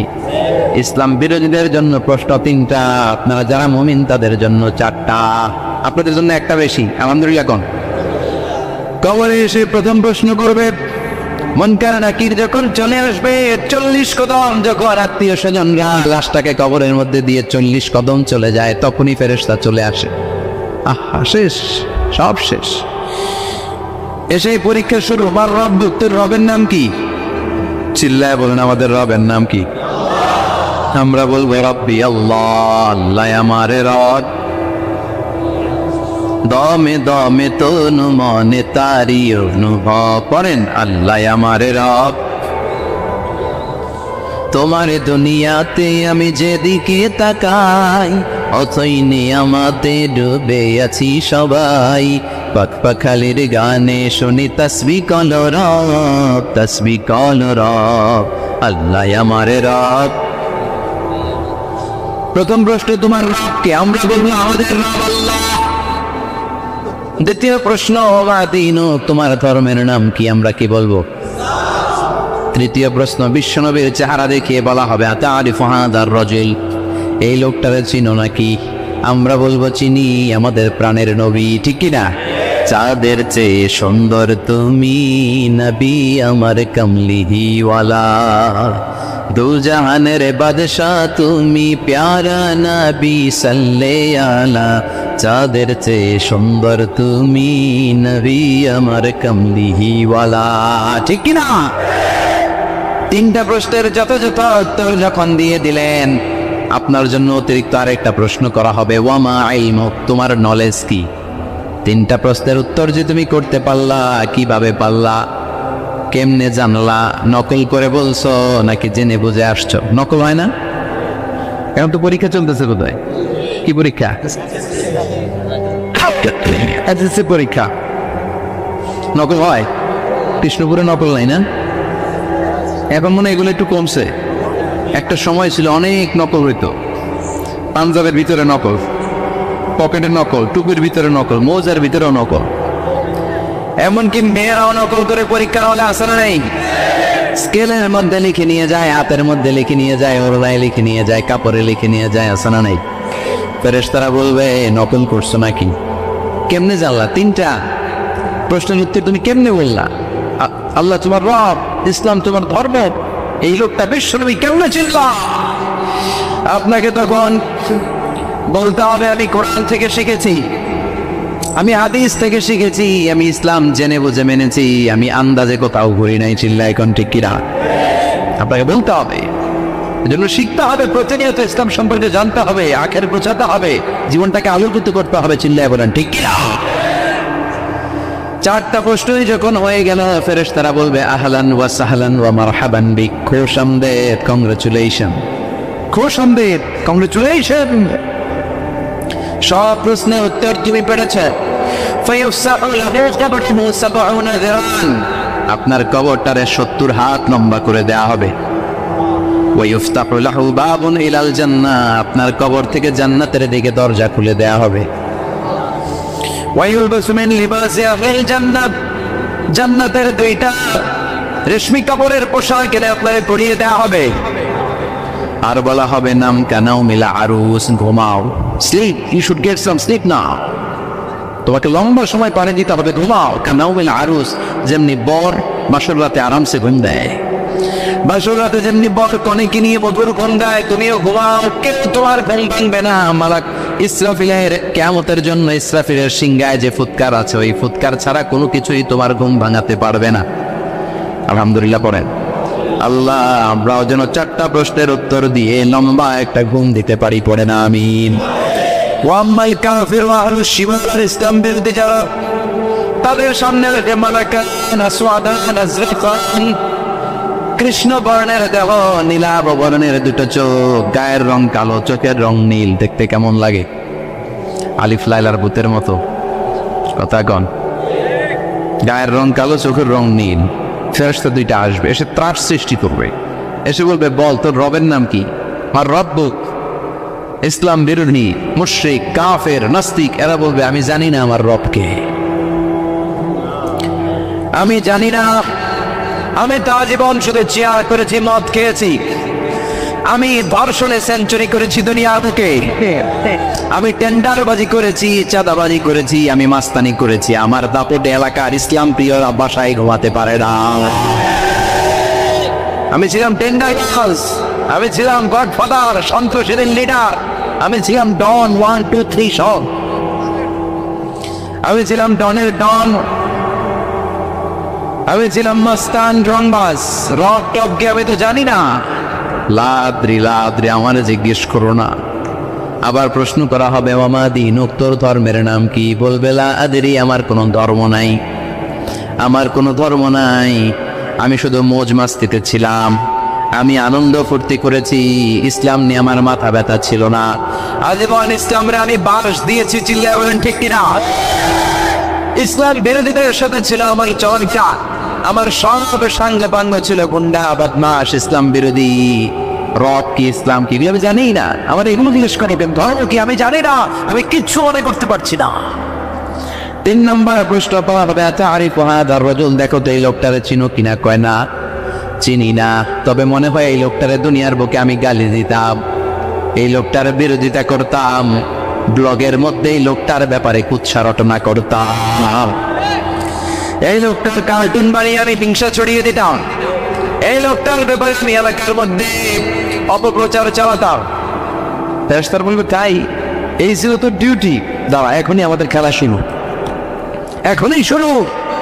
ফায়ুতরাকু বিমাতারিক মিন হাদিদ, লোহার একটা হাতুড়ি দিয়ে মাথা থেকে পা পর্যন্ত পিটানো হবে, পিটিয়ে গোশতের হাড্ডিগুলোকে থেতলে ফেলা হবে।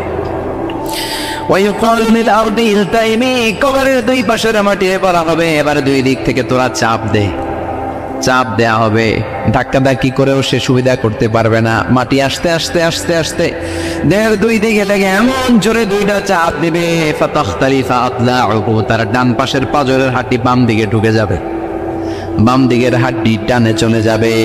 বিশ্বনবী বললেন এই হাতুড়ি দিয়ে পিটানোর শাস্তি, কবরের চাপ দেওয়ার শাস্তি চলতেই থাকবে হাত্তাল কিয়ামা, কিয়ামত পর্যন্ত।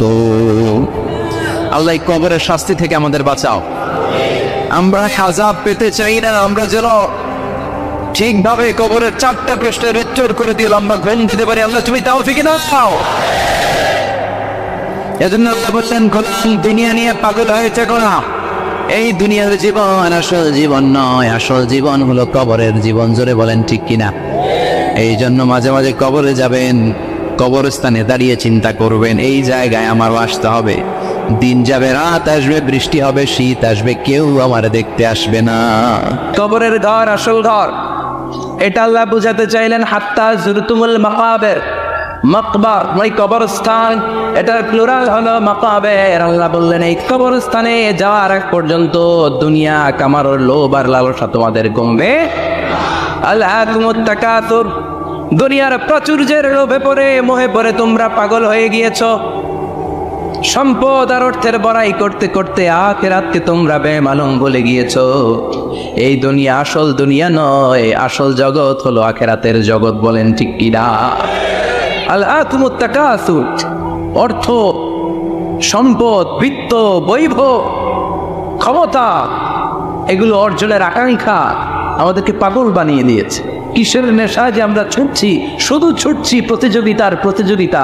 কোন দিকে যে যাচ্ছি আমরা নিজেরাও জানি না। জোরে বলেন ঠিক কিনা? চাহিদার আমাদের শেষ নাই। যার যত বেশি তার চাহিদা তত বেশি। গাড়ি আছে বাড়ি চাই, বাড়ি আছে নারী চাই, এটা আছে ওটা চাই, ওটা আছে সেটা চাই, এরকম চাহিদা আছে না নাই? আছে। যারাই আল্লাহ দিয়েছে বেশি তার চাহিদাও তত বেশি। ঠিক কিনা? এজন্য আল্লাহ বললেন আলহাকুমুত তাকাসুর, তোমাদের চাহিদার কোনো কমতি নাই, তোমাদের চাওয়া পাওয়ার কোনো শেষ নাই। যার সাইকেল আছে সে মোটর সাইকেল চায়, মোটর সাইকেল আছে তো প্রাইভেট কার চায়, প্রাইভেট কার আছে মনে মনে ভাবে প্লেনে চড়তে পারলে একটু ভালো হয়। এরপরে কয় হেলিকপ্টার আছে না নাই? যিনি মেম্বার হয়েছেন তিনি ভাবলেন সামনে চেয়ারম্যান হইলে একটু ভালো হয়। যিনি আপনাদের ভোটে চেয়ারম্যান হয়ে গেলেন মনে মনে ভাবে এবার যদি একটু পার্লামেন্টে যাইতে পারি খারাপ হয় না। কথা কন, পার্লামেন্টও নিছেন ওনারে, এবার মনে মনে ভাবে একটা মন্ত্রণালয়ের দায়িত্ব যদি পাই খারাপ হয় না, এলাকার উন্নয়ন বেশি বেশি করা যাবে। মন্ত্রীও হয়ে গেছে, এবার মনে মনে ভাবে আর আছে একটা। জোরে কন, ওইটার সুযোগ এই দেশে নাই, ওইটার সুযোগ এই দেশে নাই, হয় উনি নয় উনি। এখন এই দুই ফ্যামিলির বাইরে আমাদের আর কোনো গতি নাই। তো গতি যেহেতু নাই, ওনারা ভালোভাবে চালাক, আমাদের কোনো কথা নাই। জোরে বলেন ঠিক কিনা? যারাই আমাদের নেতা হবে আল্লাহ সুন্দরভাবে তাদেরকে দেশটা চালানোর তৌফিক দাও বড়ে আমিন। এজন্য আল্লাহ বললেন আলহাকুমুত তাকাসুরু হাত্তা যুরতুমুল মাকাবির, দুনিয়ার লোভ লালসা প্রতিযোগিতা তোমাদেরকে পাগল বানিয়ে দিয়েছে। পাগল পাগল হয়ে গিয়েছি, আরো চাই, আরো লাগবে, আমার আরো লাগবে, এরকম মানসিকতা আমাদের অন্তরের ভেতরে আছে না নেই? এই মানসিকতারে বলে ফকিরি মানসিকতা। কথা কর, বারবার যারা চায় রে কি বলেন? ফকিরনি। জুমার দিন জুমার নামাজের পরে 5 টাকা দিলেন, দেখবেন আপনারটা থাপা দিয়ে দৌড়ে আরেকজনের কাছে যায়, ওনারটা নিয়ে আবার আরেকজনের কাছে যায়। যেদিকে এই টাকা দেয় ওইদিকে উনি আসে না নাই? কারণ নাম হলো ফকির। নাম কি? আমরা সবাই এরকম ফকির। ধনী হলো একজন, তিনি কে? ইয়া আইয়ুহান নাসু আনতুমুল ফুকারাউ ইলাল্লাহ ওয়াল্লাহু হুয়াল গনিয়ুল হামিদ। আল্লাহ বললেন গোলাম তোরা সবাই ফকিরের বাচ্চা। আমরা কি? ওই যে কয় না ফকিরের বাচ্চা কইতে প্রেস্টিজে লাগে, কিন্তু কোরআনে কিন্তু আল্লাহ কয়ে দিস আনতুমুল ফুকারা ইলাল্লাহ, তোমরা সবাই আল্লাহর দিকে ফকির। কারণ আমরা রাতে দিনে সব সময় বিপদে পড়লে চাই একজনের কাছে, তিনি কে? অসুস্থ হলে কাঁদি একজনের কাছে, তিনি কে? তুফান হইলে বন্যা হলে একজনের ডাকি, তিনি কে? বানসারামপুর তুফান হয় না, বন্যা হয় না, সিডর হয় না, কারণ ডাকেন। দেখবেন তুফান হইলে মুসলমানরা যেমনি ডাকে হিন্দুরাও ডাকে, বৌদ্ধরাও ডাকে, নাস্তিকরাও নাস্তিকতা বলে যায়, তখন জিকির চলে একজনের, তিনি কে? আমি বরিশালে গিয়েছিলাম বাসে করে, ফিরে আসছি লঞ্চে। এই একবার সাগরের ভেতরে নদীর ভেতরে তুফানে পড়েছি। সেই দিন চিনতে পেরেছি আল্লাহ কারে কবে। কারণ আমি শহরে বড় হয়েছি, সাঁতার জানি, স্বাভাবিক সাঁতার, এদিকে ফালাইলে ওদিকে যাইতে পারো, কিন্তু নদী কি সাঁতরে পারাইতে পারো? কথা কর। প্রচন্ড তুফান, সদরঘাটে ভিড়তে আর 2 ঘন্টা বাকি। জাহাজ টলমল শুরু করেছে। এবার দেখলাম জাহাজের ভেতরে যত মহিলাগুলো আছে সব চিল্লায় আর ডাকে কারে, হিন্দুগুলাও ডাকে কারে, বৌদ্ধগুলাও ডাকে কারে। হঠাৎ করে তুফান থেমে যায়, আবার ধাক্কা মারে, আবার চিল্লা। আসেন নাই? সবার মুখে এক আওয়াজ, বাঁচাও। আমি বললাম কে বাঁচাইবো? কই হুজুর আমনে। আপনি দোয়া কালাম পারেন, আপনি বাঁচান। আমি কইলাম আমারে বাঁচাইবো কেডা? আল্লাহ ছাড়া বাঁচানোর কেউ নাই। এজন্য আল্লাহ বললেন আলহাকুমুত তাকাসুরু হাত্তা যুরতুমুল মাকাবির। তোমরা সম্পদের লোভে, দুনিয়ার লোভে পাগলের মতো হয়ে গিয়েছো। ফকিরদের যেই স্বভাব, সেরকম স্বভাব তোমাদের মধ্যে ঢুকেছে, ঠিক কি না? আরো চাই, আরো লাগবে, আরো দাও, সব খাম, সব আমার। পেটটা এতটুকু, হ্যাঁ সব খাইব। পেট কদ্দুর, কিন্তু বলে কি সব খাবো। আনলিমিটেড ডিমান্ড, শেষ নাই। প্রতিযোগিতার পর প্রতিযোগিতা। উনার কত টাকা, আমার টাকা তার চেয়ে বেশি লাগবে। ওর বাড়ি কয়টা, আমার বাড়ি আর কয়েকটা বাড়ানো লাগবে। ওর বিল্ডিং যদি হয় 5 তলা, আমার লাগবে 6 তলা। কিন্তু উনি তাহাজ্জুদ পড়ে, আমারও তাহাজ্জুদ পড়া লাগবে। এই টেনশন আছে নাকি? কথা বলে। ওনার বাড়ি 5 তলা, আমারটা লাগবে 8 তলা। বিষ্ণু বলেছেন, one of the minor sign before the day of judgment, people will start to compete to construct high-rise buildings. কিয়ামতের আগে লোকজন বড় বড় বিল্ডিং বানানোর প্রতিযোগিতা শুরু করে দেবে। وأن ترى الحفاة العراة العالة رياء الشاء يتطاولون في البنيان. বিষ্ণু বললেন, তোমরা দেখবে এমন কিছু লোক সমাজের গরিব ছিল, পায়ে দেওয়ার মতো জুতা ছিল না, গায়ে দেওয়ার মতো জামা ছিল না, পেটে দেওয়ার মতো খাবার ছিল না, হু হু করে তারা বড় লোক হয়ে গিয়েছে। আর সমাজের এদিকে সেদিকে আনাচে কানাচে বিল্ডিং বানানোর প্রতিযোগিতা করতে শুরু করেছে। আছে না নাই? বাঞ্ছারামপুরে মুরব্বী যারা আছেন একটু বলেন তো, আজ থেকে 20 বছর আগে এরকম এত বিল্ডিং, টাওয়ার, ফাউন্ডেশন ছিল? কুমিল্লা শহরে, চট্টগ্রামে, ঢাকায় আজ থেকে 20 বছর আগে এখন যেমনি টাওয়ার বানানোর প্রতিযোগিতা, এগুলো ছিল? কথা বলে। তার মানে এগুলো কিয়ামতের আলামত, একটার পর একটা। একজন বানায় 100 তলা, আরেকজন বানায় 150 তলা, আরেকজন বলে না আমারটা বানাইতে হবে 200 তলা। আছে না নাই? আছে। জেদ্দাতে এবার হজে জেদ্দায় দেখলাম যে সবচেয়ে বড় টাওয়ারটা কাজ এখনো শেষ হয় নাই। 19 সালে খুব সম্ভব ওরা কমপ্লিট করতে পারবে। গত 5 বছর ধরে চালাইয়েই যাচ্ছে। কিংডম টাওয়ার 1000 মিটার উঁচু। হিসাব বুঝেন তো? 1000 মিটার মানে কয় কিলোমিটার? 1 কিলোমিটার। একটা বিল্ডিং যদি 1 কিলোমিটার উঁচা হয়, এটার সামনে যে তাকাতে পারবেন? টুপি পরে যাবে না পিছনে? কথা বলেন। 1 কিলোমিটার উঁচু, দি কিংডম টাওয়ার, সৌদি আরবের জেদ্দা নগরীতে অবস্থিত। আরেকটা আছে দুবাইতে, বুর্জ আল খলিফা, 818 মিটার উঁচু। কিংডম টাওয়ার হচ্ছে 170 তলা, আর বুর্জ আল খলিফা 163 তলা। কাবা ঘরের পাশে আরেকটা টাওয়ার আছে, জমজম টাওয়ার। এটার দিমাক্কা রয়্যাল ক্লক টাওয়ার বলে। হাজী সাহেবরা দেখে আসছেন না? বড় একটা গরির মনোগ্রামও আছে। এটা 120 তলা। কয় তলা? 120 তলা। চায়নাতে একটা আছে সাংহাই টাওয়ার। তাইওয়ানে একটা আছে দি টাইপেরান 101, 101 তলা। আমি যেখানে পিএইচডি করি, বছরের বেশিরভাগ সময় থাকি, মালয়েশিয়াতে একটা আছে। আমরা শপিং করতে গেলে মাঝে মাঝে ওখানে যাই। 2 ভাইয়ের মতো দাঁড়ায় আছে, পেট্রোনাস টুইন টাওয়ার। স্থানীয়রা এটারে বলে KLCC। 41st 42nd ফ্লোর একটা ব্রিজ আছে, এই টাওয়ার থেকে ওই টাওয়ারে যাওয়া যায়। ইয়াতাতাওয়ালুনা ফিল বুনিয়ান, বিল্ডিং বানানোর প্রতিযোগিতা। অমিয়া কিয়ামতের দিন ইসরাফিলের সিঙ্গার ফুৎকারে ইদা জুলজিলাতিল আরদু জিলজালাহা, একটা ভূমিকম্প যে তৈরি হবে, গোটা বিশ্বে যে একটা ভূকম্পন হবে, ওই ভূকম্পনের চোটে একটা টাওয়ারও টিকে থাকবে নাকি? থাকবে। এজন্য আল্লাহ বললেন, আলহাকুমুত তাকাসুরু হাত্তা যুরতুমুল মাকাবির। দুনিয়ার সম্পদ, লোভ, লালসা, এই সম্পদের প্রতি আকাঙ্ক্ষা তোমাদেরকে গাফেল বানিয়ে দিয়েছে। এই গাফলতি তোমাদের কমবে না, কমবে না। হাত্তা যুরতুমুল মাকাবির, যতদিন না কবরে যাও। কবরে না যাওয়া পর্যন্ত এই খাই খাই নাই নাই এই মানসিকতা তোমাদের থেকে কঠিন কালেও যাবে না। চিৎকার করে বলেন কথাটা কান। এজন্য আল্লাহ বললেন, সম্পদ তোমাদেরকে পাগল বানিয়ে রেখেছে। সম্পদের পাহাড় মানুষ গড়তে চায়। আরব বিশ্বের ধনকুবেরদের সম্পদের তালিকা দেখলে আপনি অবাক হবেন। প্রিন্স ওয়ালিদ বিন তালাল, বর্তমান যেটা আছে MBS বলে ওরে, সংক্ষেপে MBS, মোহাম্মদ বিন সালমান, সম্পদের কোনো অভাব নাই। ওয়ালিদ বিন তালাল আরেক ধনকুবের, আগের বাদশাহ আব্দুল্লাহর ভাগিনা, তার একটা প্লেন আছে, পার্সোনাল জেট প্লেন। এই প্লেনটার 70% মেড অফ গোল্ড, 70% স্বর্ণ দিয়ে বানানো। Can you imagine? কল্পনা করতে পারেন? গত 2 বছর আগে আমি ব্রুনাই গিয়েছিলাম একটা প্রোগ্রামে।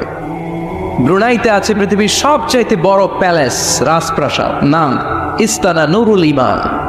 প্রায় 2000 কক্ষ আছে ওই রাজপ্রাসাদের ভেতর। এটার মালিক হচ্ছে ব্রুনাইয়ের বাদশাহ সুলতান হাসান আল বালখিয়া।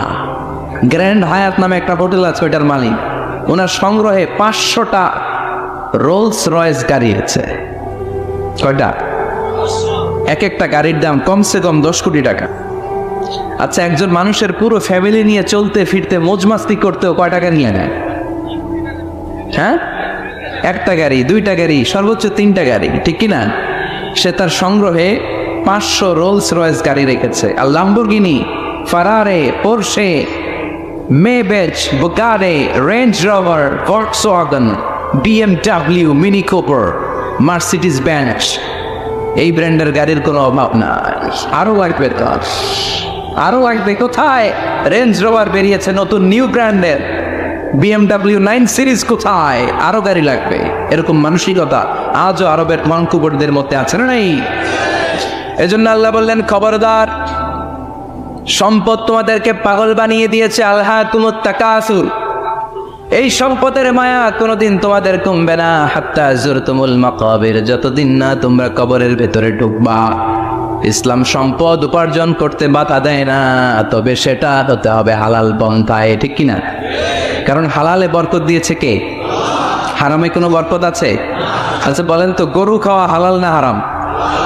কুকুরের গোশত খাওয়া হারাম। বাংলাদেশে কি বেশি বেশি গরু জবাই হয় না কুকুর? গরু। গরু বছরে বাচ্চা দেয় কয়টা? একটা। কুকুর বাচ্চা দেয় কয়টা?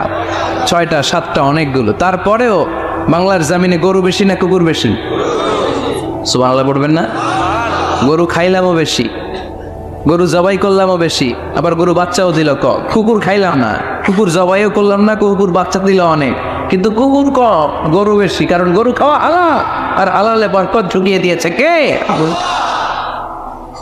এজন্য আল্লাহ বললেন, গোলাম, হালালে বরকত, হালাল পন্থায় কোটি কোটি টাকার মালিক হন, ইসলামে বাধা নাই। তবে নিসাব পরিমাণ সম্পদ হলে যাকাত দিতে বলেছে কে? অফি আমওয়ালিহিম হাক্কুন লিসসাইলি ওয়াল মাহরুম। তোমার সম্পদের মালিক শুধু তুমি নও, না খেয়ে থাকা সমাজের গরিবদের ওই সম্পদে ভাগ আছে না নেই? অনেকে জাকাতের শাড়ি দেয়, জাকাতের লুঙ্গি দেয়। জাকাতের শাড়ি বলতে, জাকাতের লুঙ্গি বলতে কোনো লুঙ্গি নাই, ঠিক কিনা?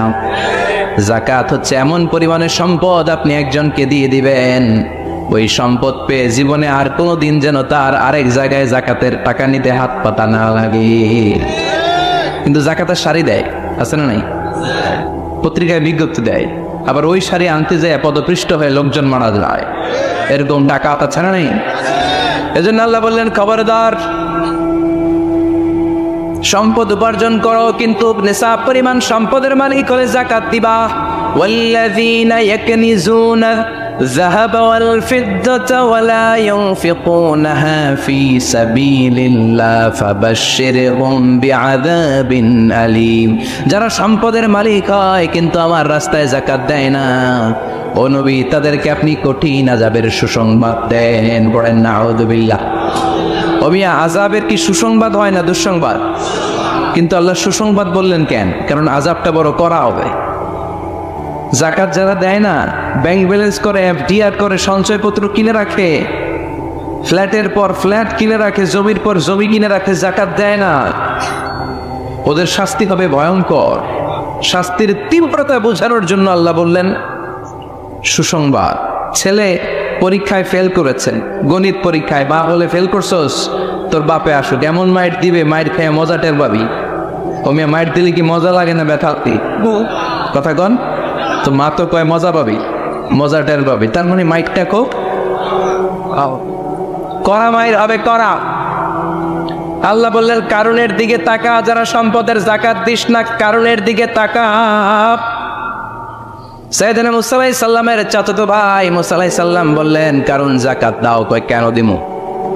কারণ আল্লাহ তোমার সম্পদ দিয়েছে। কারণ বলে কোন আল্লাহ টাল্লাহ আমার সম্পদ দেয় নাই। ইন্নামা উতিতুহু আলা ইলমিন ইনদি, আমার বুদ্ধি খাটিয়ে সম্পদের মালিক আমি হয়েছি। আমার ব্রেন খাটাইছি মিয়া, বুদ্ধি খাটাইছি, মাথার গাম পায়ে ফেলে আমি সম্পদ কামাইছি, কোনো জায়গার টাকা দিব না। সাইয়েদনা মুসা আলাইহিস সালাম বললেন, দাওয়াত দেওয়ার দায়িত্ব আমার, দাওয়াত দিলাম, যাকাত দাও। তাহলে কঠিন আযাব তোমার উপর চেপে বসবে। কারণ বলে পারলে তুমি শাস্তি নিয়ে আসো। সাইয়েদনা মুসা আলাইহিস সালাম আল্লাহরে বললেন, আল্লাহ অনেক আমি দাওয়াত দিলাম, গরিব দুঃখীদের মাঝে যাকাত দেন, আপনি শাস্তি পাঠান। রব্বুল আলামিন বললেন, কিছুক্ষণের মধ্যে পুরো জমিনটা কারণ তার সম্পদ সহ সব কিছুকে মাটিতে দাবিয়ে দিবে। ফাখাসাফনা বিহি ওয়া বিদারিহিল আরদ, হঠাৎ করে পুরো জমিন কারণের সম্পদ সহ মাটিতে টান দিতে লাগলো। আমি জায়গাটা নিজে দেখে এসেছি।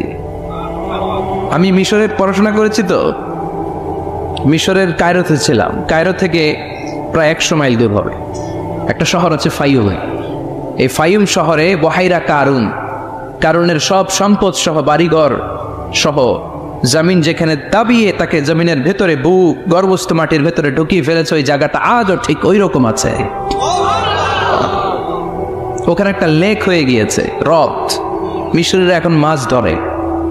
জমিন তাকে ভিতরে টানতে লাগলো, হাঁটু পর্যন্ত টেনে ফেলার পরে সে বলে আমি উঠে যাব। কোমর পর্যন্ত মাটির ভেতরে গেড়ে গেল। সে বলল আমি বেঁচে যাব। এবার গলা পর্যন্ত যখন দেহটা মাটিতে দেবে যায়, এবার হাত তুলে বলে, মুসা সব সম্পদ তোমার, আমারে বাঁচাও। এমন ভালো মানুষ সোজা আঙ্গুলে কি সব সময় উঠে দাও, ও মুসার সম্পদ না, আমারে বাঁচাও, বাঁচতে চাই। সাইয়েদনা মুসা বলে, দ্য টাইম ইজ আপ, সময় শেষ। যখন দাওয়াত দিয়েছি তখন যদি দাওয়াত মেনে নিতা বেঁচে যেতা, এখন আমারও কিছু করার নাই, আমি গেলাম। ইয়াতাজালজালু ফিল আরদ হাত্তা ইয়াউমুল কিয়ামা, প্রতিদিন সহিহ বুখারীর বর্ণনা, এক বিঘত পরিমাণ আল্লাহ তাআলা জামিনকে আদেশ দিয়েছেন কারণ এবং তার সম্পদকে প্রতিদিন এক বিঘত করে জামিনের ভেতরে নিতে থাকবে, up to the day of judgement, কিয়ামত পর্যন্ত। কারণ তার সম্পদ সহ জমিনের ভিতরে যেতেই থাকবে। চিল্লায় পড়েন সুবহানাল্লাহ। এজন্য আল্লাহ বললেন, সম্পদ তোমারে বাঁচাতে পারে না, ক্ষমতা তোমারে বাঁচাতে পারে না, বাঁচাতে পারে একজন, তিনি কে? আল্লাহকুমুত তাকাসুরু হাত্তা যুরতুমুল মাকাবির, দুনিয়ার সম্পদের লোভে পড়ে আখিরাতকে তোমরা বেমালুম ভুলে গিয়েছো। এই গাফলতি তোমাদের থামবে না যতক্ষণ না তোমরা কবরে ঢুকবা। কার কথা? এজন্য যাকাত দেওয়ার দরকার আছে না নেই? এলাকায় তো এসে গল্প শুনলাম, অনেক বিজনেস ম্যাগনেট আছে, আশা করি তারা যাকাতও দেয়, ঠিক কিনা? আপনাদের মধ্যে থেকে যারা ধনী আছে তাদেরকে পৌঁছাবেন যে যাকাত না দিলে কারণের মতো পরিণতি করে দিতে পারে কে? সম্পদগুলো কিয়ামতের দিন পেঁচাতে পেঁচাতে কোমর পর্যন্ত পেঁচাবে, আবার পেঁচাতে পেঁচাতে গলা পর্যন্ত পেঁচিয়ে ছোবল দিয়ে বলবে, আনা মালুক আনা কানজু, আনা মালুক, আমি তোর মাল, আমি তোর সম্পদ, আনা কানজু, আমি তোর ব্যাংক ব্যালেন্স, আমারে খা। এক একটা ছোবলের চোটে পুরো দেহটা 70 গজ জামিনের ভেতরে চলে যাবে। এজন্য আল্লাহ বললেন, আল্লাহকুমুত তাকাসুরু হাত্তা যুরতুমুল মাকাবির, দুনিয়ার প্রাচুর্যতা তোমাদেরকে মোহাচ্ছন্ন করেছে। আমরা মোহের মধ্যে পড়ে আছি, ঠিক কিনা? আমাদের চলাফেরা, কথাবার্তা, লাইফস্টাইল দেখলে মনেই হয় না যে আমরা মরু, মনে হয় যে 1000 বছর রাজত্ব করতে আমরা এসেছি, কেউ আমাদেরকে থামাতে পারবে না, কোনোদিন আমাদের মরণ হবে না। চিল্লায় বলেন ঠিক কিনা? এই দুনিয়াটা আসল জীবন না, আসল জীবন কবরের জীবন। এই দুনিয়ার দৃষ্টান্ত আল্লাহর কাছে হলো 4টা স্বর্ণের টুকরার মতো আর 3টা লাশের মতো। স্বর্ণের টুকরা কয়টা? লাশ কয়টা? বনি ইসরাইলের জামানাতে 3 জন যুবক কর্মের সন্ধানে, কাজের সন্ধানে বেরিয়েছিল। হঠাৎ করে তারা এক গুপ্তধন পেয়ে যায়। গুপ্তধনে তারা পেয়েছে 4টা বড় বড় স্বর্ণের টুকরা। কয়টা? মহা খুশি, খুশিতে বাকবাকুম। চিন্তা করলে আমরা আজীবন খেয়ে পড়ে চলে যেতে পারবো, কিছুই করা লাগবে না। 3 জন মিলে স্বর্ণ নিয়ে বসে প্ল্যান করলো, ভাগ বটোয়ারা করার আগে একজন বাজার থেকে রুটি কিনে নিয়ে আয়, আগে পেট ভরে খেয়ে নেই, তারপরে ভাগ বটোয়ারা। একজন রুটি আনতে গিয়েছে, ওই দুইজন ভাবতে শুরু করলো, যেটাতে রুটি আনতে পাঠাইছে ওইটা যদি মেরে দিতে পারি তাহলে ভাগাভাগি আর কোন কাম নাই। স্বর্ণ কয়টা? তুই নিবি 2টা, আমি নিব 2টা। আর যে রুটি কিনতে গিয়েছে সে মনে মনে ভেবেছে রুটির মধ্যে বিষ মাখিয়ে নিয়ে যায়। কি মাখিয়ে নিয়ে যায়? ওই 2টা বিষ খাইয়া ঠুস সব। যেই চিন্তা ওই কাজ। রুটির মধ্যে বিষ মাখিয়ে নিয়ে এসেছে। 2 বন্ধু ওইটারে ধরে আঘাত করতে করতে দুনিয়া থেকে বিদায় করে দিয়েছে। এবার 2টা বলে এইটারে মারতে অনেক কষ্ট হয়েছে, আগে খাইয়া লই। এরপরে তুই 2টা, আমি 2টা। এবার বিষ মাখানো রুটি খেয়ে ওরাও শেষ। আহা, আল্লাহু আকবার। 4টা স্বর্ণের টুকরা পড়ে আছে, 3টা লাশ পড়ে আছে। আতিহি মাসালু হায়াতিদ দুনিয়া, এটা দুনিয়ার জীবনের দৃষ্টান্ত। এজন্য মানুষের স্বভাব হলো আরো চাই, আরো চাই। বিশ্বনবী বললেন লাউ লিকুল্লি ইবনি আদমা ওয়াদিয়াম মিন যাহাব, আল্লাহ বনি আদমের সবাইকে যদি এক একটা স্বর্ণের পাহাড়ের মালিক বানিয়ে দেয়, আহাব্বা ইয়াকুনা লাহু ওয়াদিয়ান, সে চাইবে কেমন করে আরেকটা স্বর্ণের পাহাড়ের মালিক পাওয়া যায়। মিয়া, আমার যদি একটা স্বর্ণের পাহাড়ের মালিক বানায় দেয়, আমার 14 পুরুষ সে স্বর্ণের পাহাড় বেচা খেয়ে শেষ করতে পারবো? আরেকটা দিয়ে আমি কি করবো? সবাইকে যদি এক একটা স্বর্ণের পাহাড়ের মালিক বানিয়ে দেয়া হয়, তারপরে প্রত্যেকে চাইবে কেমন করে আরেকটা পাহাড়ের মালিক হওয়া যায়। কারণ ওই যে খাই খাই, আরো লাগবে, আরো লাগবে। কবরের মাটি ওর মুখে ঢোকার আগ পর্যন্ত ওর এই খাই খাই স্বভাবের বন্ধ হবে না। চিৎকার করে বলেন ঠিক কিনা? এজন্য আল্লাহ বললেন কবরে না ঢুকলে তোমাদের এই আকাঙ্ক্ষা থামবে না, লোভ লালসা বন্ধ হবে না। হাত্তা যুরতুমুল মাকাবির, কবরে তোমাদেরকে যেতেই হবে, মরতে তোমাদেরকে হবে। এই পৃথিবীতে কেউ থাকার জন্য আসে নাই, জোরে বলেন ঠিক কিনা? মরতেই হবে, যেতেই হবে, চলে যেতেই হবে। এজন্য বিশ্বনবী বলতেন আকসিরু যিকরা আযিমিল্লাহ জাত, জীবনের সব স্বাদ আল্লাহকে নিঃস্বাদ করে দেয়, পানসা করে দেয়। ওই মৃত্যুর কথা বেশি বেশি স্মরণ করবা। জীবনের স্বাদ আল্লাহ সব কিছুকে পানসা করে দেয়। কোন জিনিস? মরণ। চিল্লায় বলেন কোন জিনিস? আর জোরে বলেন কোন জিনিস? সুনিশ্চিত যেতেই হবে। কোন সন্দেহ আছে? কথা বলেন, সন্দেহে আছে কারো? The most certain thing in our life is death, and the most uncertain thing in our life is the time of death. আমাদের জীবনের সবচেয়ে সুনিশ্চিত বিষয় হচ্ছে আমাদের মরণ, মরতে হবে। কিন্তু সবচেয়ে অনিশ্চিত বিষয় হচ্ছে মরণের সময়। কখন মরবো এটা আমরা কেউ জানি না, কিন্তু মরবো যে এটা আমরা সবাই জানি। চিল্লায় বলেন ঠিক না? কেউ বেঁচে থাকতে পারবে না, সবাই চলে যাবে, সব মরে যাবে, শুধু একটা সত্তা বেঁচে থাকবে। চিল্লায় বলেন তিনি কে?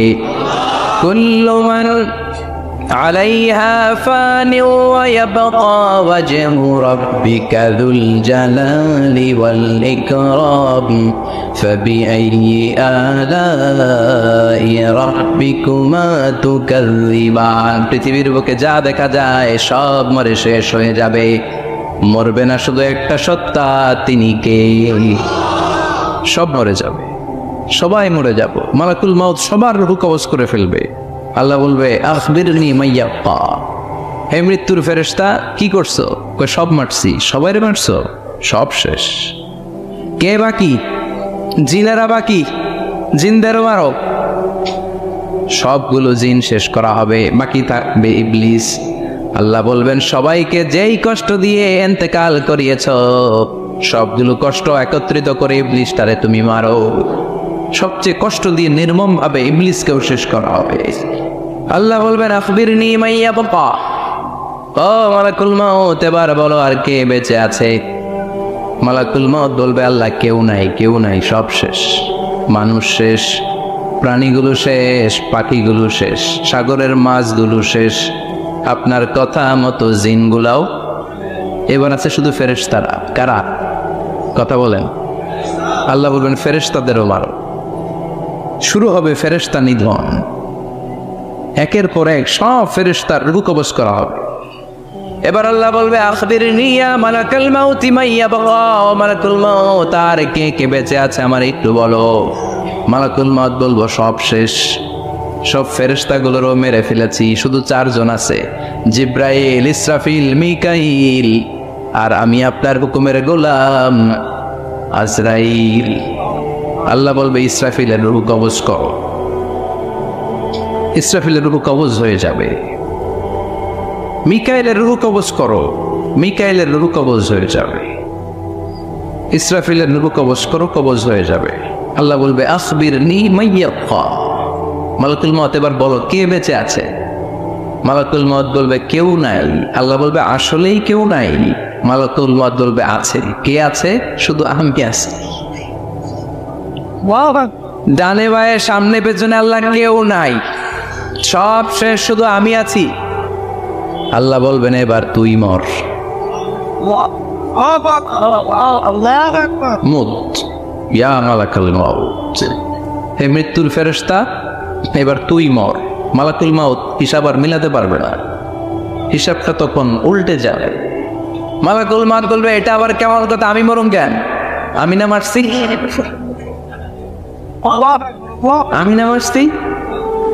আমি মেরে সাবার করেছি সব, আমি কেন মরব? আল্লাহ বলবেন মালাকুল মউত এটাই তো বিধান, কুল্লু নাফসিন যায়িকাতুল মাউত, দুনিয়ার প্রত্যেককেই মৃত্যুর স্বাদ নিতে হবে রে মালাকুল মউত। যদিও তুমি মেরেছ, সবাইকে তুমি মেরেছ, এখন তোমার মরণের পালা, এবার তুমি মরো, কারণ তোমাকেও মরতে হবে, তোমাকেও মরতে হবে। এই কথা শুনে মালাকুল মউতের গায়ে জ্বর এসে যাবে, খিঁচুনি এসে যাবে, কাঁপুনি ছুটে যাবে, কাঁপতে থাকবে মালাকুল মউত। কি ভয়ঙ্কর দৃশ্যের না জানি অবতারণ হবে সে সময়। কাঁপতে থাকবে মালাকুল মউত। আল্লাহ বলবেন কেঁপে লাভ নাই, ভয় পেয়ে লাভ নাই, জান্নাত জাহান্নামের মাঝ বরাবর একটা জায়গা আছে, ওই জায়গায় যেয়ে দাঁড়াও। মালাকুল মউত ওই জায়গার মাঝখানে যেয়ে দাঁড়াবে আর কাঁপবে। আল্লাহ চিৎকার দিয়ে বলবেন মুত ইয়া মালাকুল মউত, মরে যা, মরে যা। বলার সাথে সাথে মালাকুল মউত জান্নাত এবং জাহান্নামের মাঝখানে বিকট একটা চিৎকার দিয়ে মরে লাশ হয়ে যাবে। বিশ্বনবী বলেন মালাকুল মউতের ওই দিনের চিৎকারটা এত ভয়ঙ্কর হবে, এত গগন বিদারে চিৎকার সেদিনের চিৎকারটা হবে। দুনিয়ার মানুষগুলো যদি তখনও দুনিয়ায় বেঁচে থাকতো, কিয়ামত হওয়ার জন্য আলাদা করে ইসরাফিলের সিংহায় ফুৎকার দেওয়ার আর দরকার হতো না। মালাকুল মউতের এই চিৎকার শুনে কানের পর্দা ফেটে দুনিয়ার সব মানুষগুলো তখনই মরে যেত। ভয়ঙ্কর চিৎকার হয়। মালাকুল মউত শেষ, এবার সামনে পেছনে ডানে বায়ে উপরে নিচে কেউ নাই, একজন ছাড়, তিনি কে? আল্লাহ সেদিন হুঙ্কার দিবে। আল্লাহ বলবেন পৃথিবীর বড় বড় প্রধানমন্ত্রীরা কোথায়? প্রেসিডেন্টরা কোথায়? আইনাল মুলুক, যারা ক্ষমতার দাপট দেখিয়েছে তারা আজকে কোথায়? আইনাল বিহার, সাগরগুলো কোথায়? আইনাল আনহার, নদীগুলো কোথায়? নীল নদ, মিসিসিপি, মিশরি নদ, গঙ্গা নদ, এই নদীগুলো কোথায়? নদগুলো কোথায়? আইনাল আশজার, বড় বড় বটগাছগুলো কোথায়? আইনাল জাবাবেরা, আইনাল মুলুক, অত্যাচারের স্টিম রোলার যারা আমার মুমিন বান্দাদের উপর চালিয়েছে, ওই বেয়াদব গাদ্দার মুনাফিকগুলো কোথায়? ডানে বায়ে কেউ নাই, আল্লাহ একাই হুঙ্কার দিবেন। হুঙ্কার ছেড়ে তিনি বলবেন লিমানিল মুলকুল ইয়াউম, লিমানিল মুলকুল ইয়াউম, who belongs the kingdom today, আজকে ক্ষমতা কার? চিৎকার করে বলেন আজকে ক্ষমতা কার? আল্লাহ নিজেই উত্তরে দিবেন লিমানিল মুলকুল ইয়াউমা লিল্লাহিল ওয়াহিদিল কাহ্হার, আজকে ক্ষমতার মালিক মহাবিশ্বের কেউ নয়, ক্ষমতার মালিক হলেন একজন, তিনি কে? কেউ থাকবে না, সব চলে যাবে, একজন ছাড়া, তিনি কে? এজন্য আল্লাহ বললেন আলহাকুমুত তাকাসুরু হাত্তা যুরতুমুল মাকাবির, দুনিয়ার লোভ লালসা তোমাদেরকে মোহাচ্ছন্ন করে রেখেছে, এই মোহ কোনোদিন তোমাদের কাটবে না। হাত্তা যুরতুমুল মাকাবির, যতদিন না কবরে ডুববা। চিল্লায় বলেন ঠিক কিনা? এজন্য বিশ্বনবী বলতেন কবর হলো জাহান্নামের প্রথম স্টেশন, কবর হলো আখিরাতের প্রথম স্টেশন। কবরের এই স্টেশনে যদি মাফ পাওয়া যায়, সামনে যতগুলো স্টেশন পার করতে হবে সবগুলারে সহজ করে দিবে কি? আর কবরের স্টেশনে যদি গন্ডগোল লাগে, সামনে আরো গন্ডগোল আছে না, বেশি না কম? এজন্য বিশ্বনবী বলতেন আল কবর ইম্মা রাউদাতুম মিন রিয়াদিল জান্নাহ আও হুফরাতুম মিন হুফারিন নার। কবর হয়তো কারো জন্য জান্নাতের বাগান, কিংবা কারো জন্য জাহান্নামের গর্ত। আমরা আল্লাহর কাছে দোয়া করি, আল্লাহ আমাদের সকলের কবরগুলোর জান্নাতের বাগান বানিয়ে দাও। এজন্য বিশ্বনবী সব সময় দোয়া করতেন, আল্লাহুম্মা ইন্না নাউযু বিকা মিন আযাবিল কবর। ও আল্লাহ, কবরের আযাব থেকে তুমি আমাদের বাঁচাও, পড়ে না আমিন। বিশ্বনবী বলতেন, আমি দেখেছি কবরের মধ্যে তোমাদেরকে প্রশ্ন করা হবে, কবরে তোমাদের পরীক্ষা নেওয়া হবে। পুরো দুনিয়াটাই যেমনি পরীক্ষা, আখিরাতের প্রথম স্টেশন কবরেও পরীক্ষা আছে না নেই? প্রশ্ন আছে না নেই? কয়টা? জোরে বলেন। মুমিনদের জন্য 4টা, কাফিরদের জন্য 3টা। ভালো করে জানেন, চিল্লায় বলেন, মুমিনদের জন্য কয়টা, কাফিরদের কয়টা? প্রশ্নপত্র ফাঁস করে দিছে কে? কথা কম। এরপরও যদি ফেল করি, দোষ কার? দোষ আমাদের, আমাদের দোষ। কবর দেওয়ার পরে 40 কদম যখন আত্মীয়রা চলে যায়, 2জন ফেরেশতা আসবে, বসাবে। এই ঘটনাটা আমারও ঘটবে, আপনারও ঘটবে, বিশ্বাস হয়? প্রস্তুত আছেন তো? বসিয়ে দেওয়া হবে। মুমিন বান্দাকে প্রথম প্রশ্ন করবে, আমার রব্বুক, তোর রবের নাম কি? মুমিন বান্দা বলিষ্ঠ কণ্ঠে বলে দিবে, আল্লাহ আমার রব, এই রবি আমার সব। পড়েন, আল্লাহ আমার রব, এই রবি আমার সব। দমে দমে তনু মনে তারি অনুভব। তোমার দুনিয়াতে আমি যেদিকে তাকাই, অথই নেয়ামাতে ডুবে আছি সবাই। পাখ পাখালির গানে শুনি তসবি কলরব, তসবি কলরব। আল্লাহ আমার রব, এই রবি আমার সব। পড়েন আমি।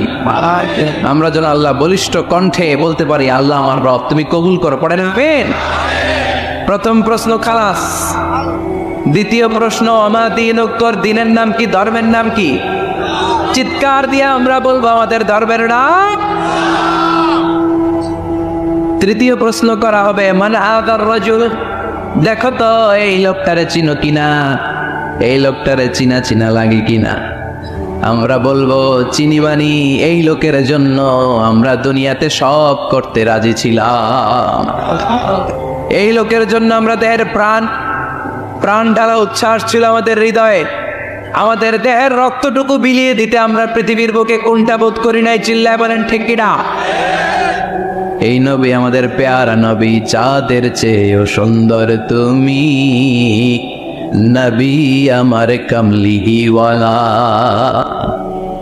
চাঁদের চেয়ে সুন্দর তুমি নবী আমার কমলিওয়ালা। দু জাহানের বাদশাহ তুমি প্যারা নবী সাল্লাল্লাহু আলাইহি।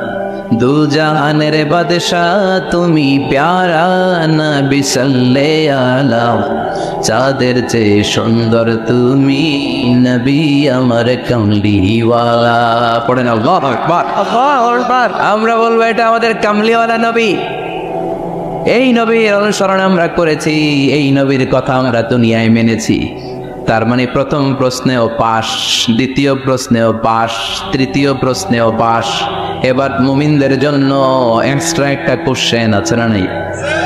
4 নাম্বার প্রশ্নটাও জেনে রাখেন, কবরে কাজে লাগবে। তখন জিজ্ঞেস করা হবে, ওমা ইলমুক, ওমা ইলমুক, what is the source of your knowledge, what is the source of your answer. এই যে 3টা প্রশ্নের উত্তর দিতে পারলা, বাঘের বাচ্চার মতো, তথ্যসূত্র কি? What is the reference? করতে শিখছ, কোত্থেকে শিখেছেন বলে আসতে হবে। আমরা বলবো আমরা কোরআন থেকে শিখেছি, হাদিস থেকে শিখেছি, মাহফিলগুলোতে জেনেছি, বয়ানগুলো থেকে শিখেছি। পড়েন সুবহানাল্লাহ। 4টা প্রশ্নের উত্তর যখন আপনি দিয়ে দিবেন, ফেরেশতারা বলবে আহলান ওয়া সাহলান, কংগ্রাচুলেশন। কি বলবে? আহলান ওয়া সাহলান মানে কংগ্রেচুলেশন, খোশামদেদ, খোশামদেদ, খোশামদেদ। ويفسح له قبره 70 ذراعا, কবরটারে 70 হাত লম্বা করে দেয়া হবে। ويفتح له باب إلى الجنة, জান্নাতের দিকে একটা দরজা সেট করে দেয়া হবে। ওই জায়গা দিয়ে, দরজা দিয়ে জান্নাতের এয়ার কন্ডিশনের ঘরগুলো থেকে ঠান্ডা হিমেল বাতাস আর সুগন্ধ এসে কবরটারে আউট করে দিবে। ওয়ায়ুলবাসু মিন লিবাসিল জান্নাত, জান্নাতের চমৎকার একটা পোশাক পরিয়ে দেয়া হবে। সুবহানাল্লাহ। আর বলা হবে নাম কানাউমিল আরুস, বাসর রাতে বর যেমনি কনেকে নিয়ে আনন্দের ঘুম দেয়, তুমিও একটা ঘুম দাও। সুবহানাল্লাহ বলে নাম কানাউমিল আরুস, বাসর রাতে বর যেমনি কনেকে নিয়ে ঘুমাও, মধুর একটা ঘুম আপনার সেদিন হবে। ইসরাফিলের সিঙ্গার আওয়াজ, ওই হুইসেল বাজার আগ পর্যন্ত ওই ঘুম কেউ আপনার ভাঙাতে পারবে না। আল্লাহ কবরের 4টা প্রশ্ন, এগুলোর সঠিক উত্তর দিয়ে জান্নাতের পোশাক পরে আমরাও যেন ঘুমিয়ে থাকতে পারি, তৌফিক দাও। আর জোরে পড়ে না আমিন। এবার নাস্তিকদের পালা, বামপন্থীদের পালা, রামপন্থীদের পালা, ইসলাম বিরোধীদের পালা, কোরআন বিরোধীদের পালা, নবী বিরোধীদের পালা। ওদের সামনে 2জন ফেরেশতা আসবে, আসওয়াদান আজরাকান, আসওয়াদান আজরাকান, নীলাভ চোখ, কালো গাত্রবর্ণের, নীলাভ চোখ, চোখগুলো নীল, গায়ের কালার হবে কালো। তাহলে কি ভয়ঙ্কর চেহারা হবে ফেরেশতা দুজনের। এসে বলবে ওঠ, বস, মার রব্বুক, তোর রবের নাম কি? কয় জানি না। কি কয়?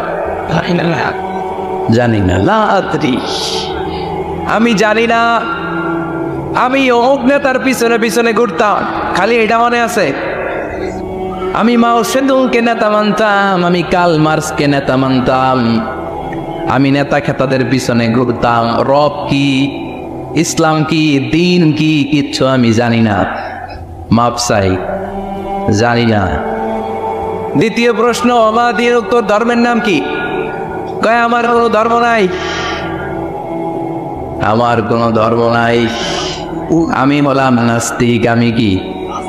কথা বলেন, আমি কি? আমি 1 প্যাকেটের বিরিয়ানির সন্ধান পাইলে শাহবাগের প্রজন্ম চত্বরে যায় ডান্স দিতাম। এরকম ডাকাইত আছে না নাই? আমার দিন তোর ধর্ম কি? কয় জানি না। আমি কিচ্ছু জানি না, ধর্ম টর্ম নাই আমার, আমি নাস্তিক। ফেরেশতারা বলবে ও তুমি নাস্তিক, দাঁড়াও আর একটা বাকি প্রশ্ন, এরপরে খেলা শুরু, ঠিক কিনা? 3 নম্বর প্রশ্ন, ওমান আদার রজুল, এই লোকটাকে চিনো কিনা দেখো। নাস্তিক বলবে না চিনি না, তবে নাম শুনেছি, ওনার বিরুদ্ধে আমি ব্লগে লিখতাম। এরকম ব্লগার আছে না নাই? ওনার পারিবারিক জীবন নিয়ে আমি মানুষের মধ্যে সন্দেহ উস্কে দিতাম। ওনার পুত পবিত্র চরিত্রের ব্যাপারে আমি দুনিয়ার বুকে মন্দ কথা বলতাম, ওনারে আমি গালি দিতাম। আমি ছিলাম ওনার বিরুদ্ধ শক্তি, ওনার পক্ষের কোন শক্তি আমি ছিলাম না, আমি সব সময় ওনার বিপক্ষে ছিলাম। ফেরেশতারা বলবে হায় হায়, তুই তো 00, 100তে কত পাইছে? অবশ্যই লা দারাইতা ওয়ালা তালাইতা, কিছুই পারলি না, তুই তো পোড়া কপাল। ফায়ুতরাকু মিন মাতারিক ওয়া মিন হাদিদ, লোহার একটা হাতুড়ি থাকবে, এক হাতুড়ির বাড়িতে মাথাটা ছিন্ন বিচ্ছিন্ন হয়ে যাবে, দেহটা জমিনের মধ্যে ঢুকে যাবে। তার চিৎকারে ওই কবরস্থানটা থার থার করে কাঁপবে, কিন্তু কেউ শুনবে না। মানুষ আর জিন ছাড়া সবাই শুনবে। এই জন্য মাঝে মাঝে কবরস্থানে দেখবেন গরু বেঁধে রাখলে রশি টুসি সিরা গরু দেয় তো আছে না নাই? এক একটা আঘাত এসে ছিন্ন বিচ্ছিন্ন হয়ে যাবে। জমিনকে বলা হবে ইলতাইমি, চাপ দাও, প্রেসার মারো। দেহের এই পাজরগুলো, ডান দিকের পাজর বাম দিকে যাবে, বাম দিকের পাজর ডান দিকে আসবে, পুরো দেহটা পাউডার হয়ে যাবে। তার এক একটা চিৎকারে পুরো কবরস্থান থার থার করে কাঁপবে। আর এই খেলা চলতে থাকবে ইসরাফিলের সিংহা পর্যন্ত। মুমিনের ঘুম চলতে থাকবে ইসরাফিলের আর ওর সাথে ফেরেশতাদের খেলা আছে না নাই? এটার নাম ফাইনাল খেলা। কি খেলা? কথা বলেন, আর জোরে বলেন। এজন্য আল্লাহ বললেন কবরে তোমার যেতেই হবে। আলহাকুমুত তাকাসুরু হাত্তা যুরতুমুল মাকাবির, কবরে তোমাকে যাওয়াই লাগবে। কবরের শাস্তি তোমার পেতেই হবে, কবরের পরীক্ষার সম্মুখীন তোমাকে হতেই হবে। জোরে বলেন ঠিক কিনা? এজন্য মাঝে মাঝে কবরস্থানে যাওয়ার দরকার আছে না নাই? বিশ্বনবী বলেছেন নাহাইতুকুম আন জিয়ারাতিল কবর, আমি এক সময় কবর জিয়ারত করতে নিষেধ করতাম। আল আনা ফাজুরুহা, এখন বললাম কবর জিয়ারত করো, সমস্যা নাই, কিন্তু কবরে পড়ে থাকা ব্যক্তিটার কাছে কিছু চাওয়া যাবে নাকি? কথা বলেন। আল মাইয়িতু ফিল কবর কাল গরিকু ফিল বাহর, সাঁতার না জানা ব্যক্তি সাগরে পড়লে যত অসহায়, কবরে পড়ে থাকা ব্যক্তি তার চাইতেও বেশি অসহায়। সে আপনারে কি দিবে? আপনি দিয়ে আসবেন, যে আপনি সালাম দিয়ে আসবেন, দোয়া দিয়ে আসবেন, সে আপনার কিচ্ছু করতে পারে না। করতে পারে একজন, তিনি কে? এজন্য খবরদার, কবরস্থানে আগরবাতি দেয়া যাবে না, মোমবাতি দেয়া যাবে না, লাল সালু দেয়া যাবে না, মশারি দেয়া যাবে না। অনেকে কবরস্থানে মশারি টাঙায় আসে নাই, কেন? মশাই কামড়ায় তো মশারি দেয় কেন? ঘটনাটা কি? দেখবেন যে বেয়াদবটা কবরস্থানে যে মশারি দেয়, মাজারে মশারি দেয়, ওর বাপেরে মশাই খায়, ওর মায়ের ডেঙ্গু রোগ, কামড়াইতে কামড়াইতে ওর মায়ের ডেঙ্গু জ্বর, ওর বাবারে কামড়ায়, মশাই খায়, মারে মশাই খায়, মা বাবারে মশারে না দিয়ে মাজারে দিয়ে আস, কপাল পোড়া। মাজারে মোমবাতি দিয়ে আসে, আছে না নেই? মোমবাতি কেন দেয়? ভিতরে আলো নাই নাকি? কপাল পোড়া। মোমবাতি দিবেন যেখানে ইলেকট্রিসিটি নাই, যেই ঘরে আলো নাই ওই ঘরে আলো দিলে আপনার বাবার কবরে আলো দিয়ে দিবি কে? আর মাজারে যে মোমবাতি দেয়, ছাগল দেয়, গরু দেয়, মানত করে, আছে নাই? মানত করতে হবে একজনের নামে, ইন্নী নাযারতু লির-রাহমানি সাওমা, আল্লাহ ছাড়া কারো নামে মানত করা চলবে না।